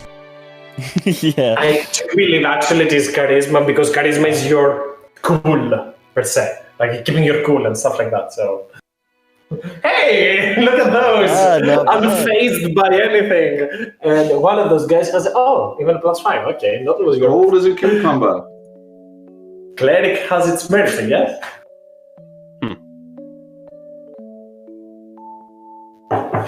Anyways, Talius, which story are you on now? I'm on the one about how I, fought that big, what was it, like a dinosaur in the water? I killed it in one swing. Oh, it's amazing. Oh, anyway, I figured you'd come back. You're missing the best part. How does one get a +11? Proficiency plus. Yeah, I basically have expertise in charisma saving throws. As long as I'm conscious. Do you ever tell the one where that statue just kind of threw you around a couple times? The statue? Yeah. I don't seem to remember that. Or you could... you could tell one that's a bit more true, like that time you dueled an ogre. I did that as well. I told that story. That was a great one. That was when I got these gauntlets. Yeah. Everyone's here done some impressive stuff. Hoth, man, I've seen him burn away entire large, ballista bolts, and simply melt away hordes of enemies. Nautilus, I've seen.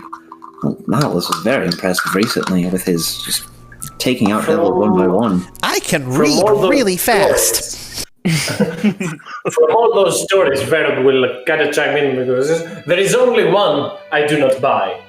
You see, this elf told me of a story where you swung an ogre from a cliff down from a bridge. Now, if I remember, my little Madeline didn't have the aim to hit a tree log with a bottle of beer, so I do not buy that. Hey, open a window real quick. Sure.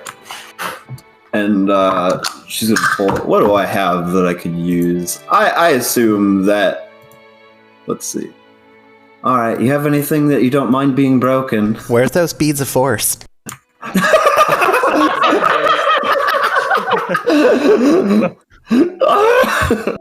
Just delete half the forest. Throw. Natural one. Very good. Grabs I was about to say a spork. Nope, a fork. And give it to you, Madeline. Say, hey, try and hit that. Let's see if you're still my little girl. He says. And, okay. She is going to pull out her glaive. This time, instead of going for the Gulf approach, she kind of does a little bit of batter up. Before you hurl it, it is like this point where in games like Mass Effect, you get the options intentionally miss or try to make the attempt. Oh, she's not throwing it. she's going to hand it to Talius. All right, underhanded if you can, please. And she is going to pat her glaive to the ground and hold it up like a baseball bat and cast yeah. Thunderous Smite. I'm not underhanding this. I'm throwing this as hard as I can. I want this thing to go flying. All right, I'm gonna do it. Am I rolling for something? I'm gonna use my inspiration. Yes, as Madeline, as Talius hurls that into the air and you start swinging, everything goes very, very slow for you, extremely slow. As you swing your glaive slowly, you see Hearth sitting by the fire as he slowly turns to witness you trying to demonstrate your skill. You then check on Valen, but seems distracted for a moment, looking back at you, back at the outside, back at you, back at the outside, constantly as you're trying to do this. Talius, as he kind of smirks towards you as he hurls into the air, believing and you trusting your gut. Nautilus, almost biting his teeth out of agony, not by agony much, in impatience to see you impressing your mentor, your veteran, as Jorkul only opens one of his eyes as he's somewhat still asleep, but barely opens one of his eyes as he kind of looks towards what you're doing, as you see Verug smiling as you swing your glaive at the foot and hear that fork outside of the window. And something weird happens. You see the fork almost hit an invisible wall on the outside, as if it was pierced onto something that was not supposed to be there for a second, as it continues then to go through. As something stopped it for a moment, as everybody cheers and applauds, swarming around as they clap again and again, as Verug shakes his head, saying, "Oh, boy, you've grown quite a bit, my little girl." You try to look back at where that thing went. If your eyes did deceive you or anything for a second, as you feel the embrace of everyone, like not congratulating in a sense because you didn't do like this amazing, but they are drunk. This is the moment that they're like, hey, everything. So yeah, you get the idea. True, very true. Madeline's gonna look out the window real quick.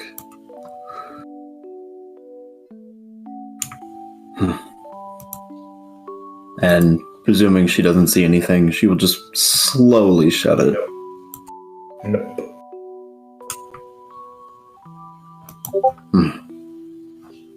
Must just be seeing things.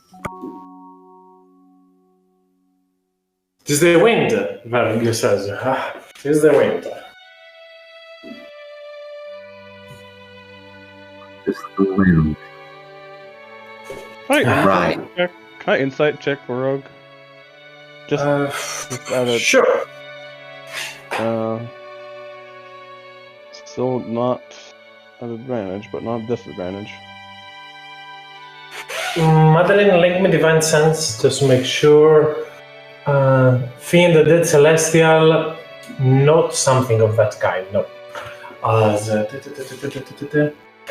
There is not any effects of a spell taking place right now, no. I'll explain in a bit because I do not assume there's any way for you to find out. I'll explain out of character just so you have some idea what is going on. But in a moment, before that, Nautilus, as you take a quick look at Verug, he seems very true. He seems very forthcoming. He seems exactly as Madeline has probably described in one of her stories, and the person that you would really enjoy hanging out with if it were kind of different times or if you had the time to spare. He seems to not know, yet seems to be not carefree, but believing this is a good omen or something.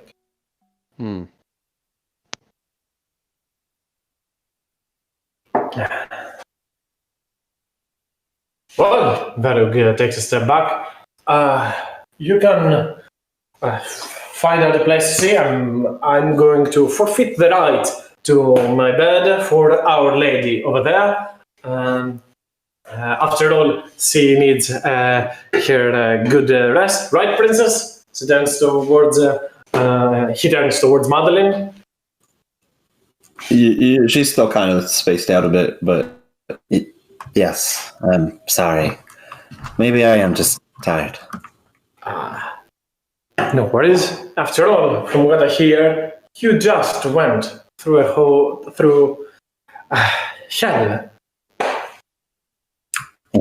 Literally. But we're still looking to help with this, but yeah. Maybe we all just need to take a moment to relax. Mm-hmm. As slowly all of you Valen, momentarily I sent you a whisper on Roll20. Did you see that or did you not? Just keep in mind. Oh, no, I did not on Roll20. Okay. Okay, because, no worries. I'll say it again. I mean, no, you know what? Just to keep the suspense open, I'll resend that. Oh, okay. Well, it's way up there. Sorry. Yes, no worries. I thought you saw that because that's where they mentioned and pulled this in that I was having you look back and there. As everybody is getting ready, you seem a little bit distracted. Distracted, yes. I look at Varug and just say, are there any other people that you've taken in recently? Are you training anyone else? I mean, I was, but as you've heard already, most of them are already going to the mines. Until then, I tried to help many people. But no other little girls or anything? Or boys? Or orphans? I've trained a whole lot of younglings. Valenson, I'm not sure on what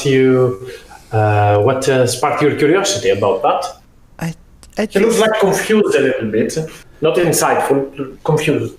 I swore I heard some children outside just now. I'm not really good with hearing things. I'm really good with seeing things. And of course, I hold out both my hands. What I ask you? I assume during Talis' story these may have come up or they might have not. I'll give you either which way we want it to be. Talis has explained about this or not yet? Honestly, up to Valen, depending on what he wants.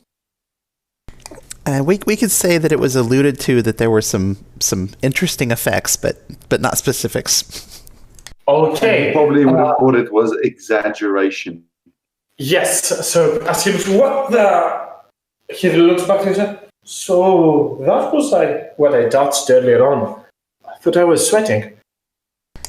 Yeah. Sorry about that. You already made me cry. No, but this, I swear, like I said, did you guys not hear anything? For a minute, I was worried that Madeline was going to throw a fork and spike a child outside, because I swear there's laughter outside. So even though you say you're not chosen, it seems that you are well protected. He looks outside and looks to the night sky. No children in this town will be out by that time of the day. Where's Ternok? Ternok is and he kind of makes a gesture like a fiend, but Ternok is probably around lurking into Woodgate. But again, as I said earlier, Madeline, you get from the telephone that he's just doing minor pranks right now. But no, nothing important. He didn't come up on the Divine Sense radar either, so it's not him. Mm-hmm. I'll just go over to the window. I think the window was still open, and I'll just stick my Yes. whole head out the window and look around.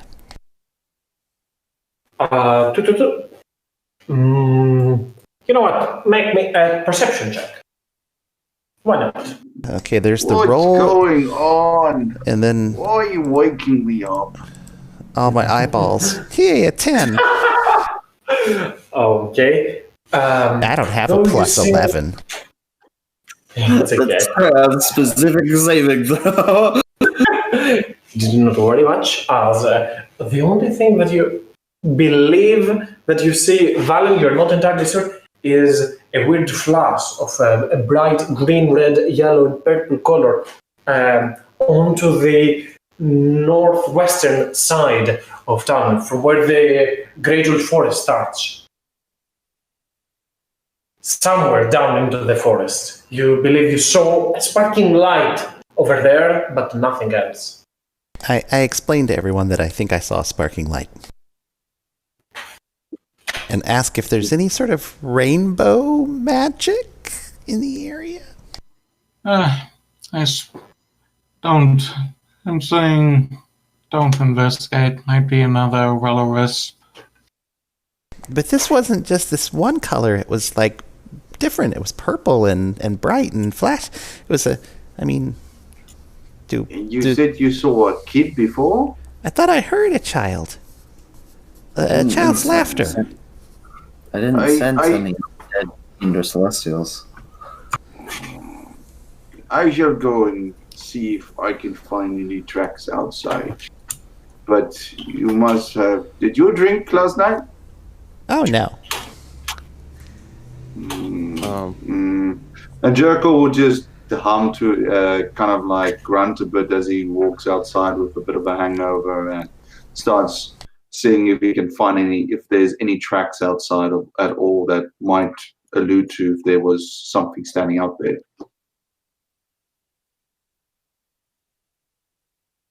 As you walk outside, Jorpul, to take a quick look, you try and smell, you try and see, but both your eyes and your ear sight fails you, as you do not see anything. It makes more sense that Valen is imagining things. Might have probably be his imagination, his vivid imagination. Maybe he has drunk quite a bit. You're not sure. Yeah, nothing outside that indicates anybody living, at least, around. But Pink One, are you sure you were not dreaming? Oh, no. I was listening to the story and I was, thinking of anniversary presents and things like that. But no, I swear I heard just a child's laughter.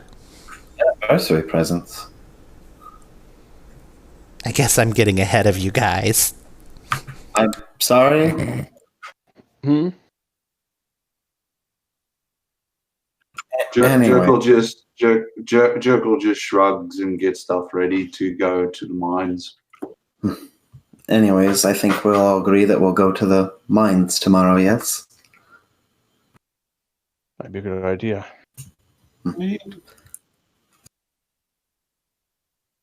I'm sorry, Hearth? Indeed. Well then, Okay. everyone rest well. And at this point, I think it is a good time to end the session.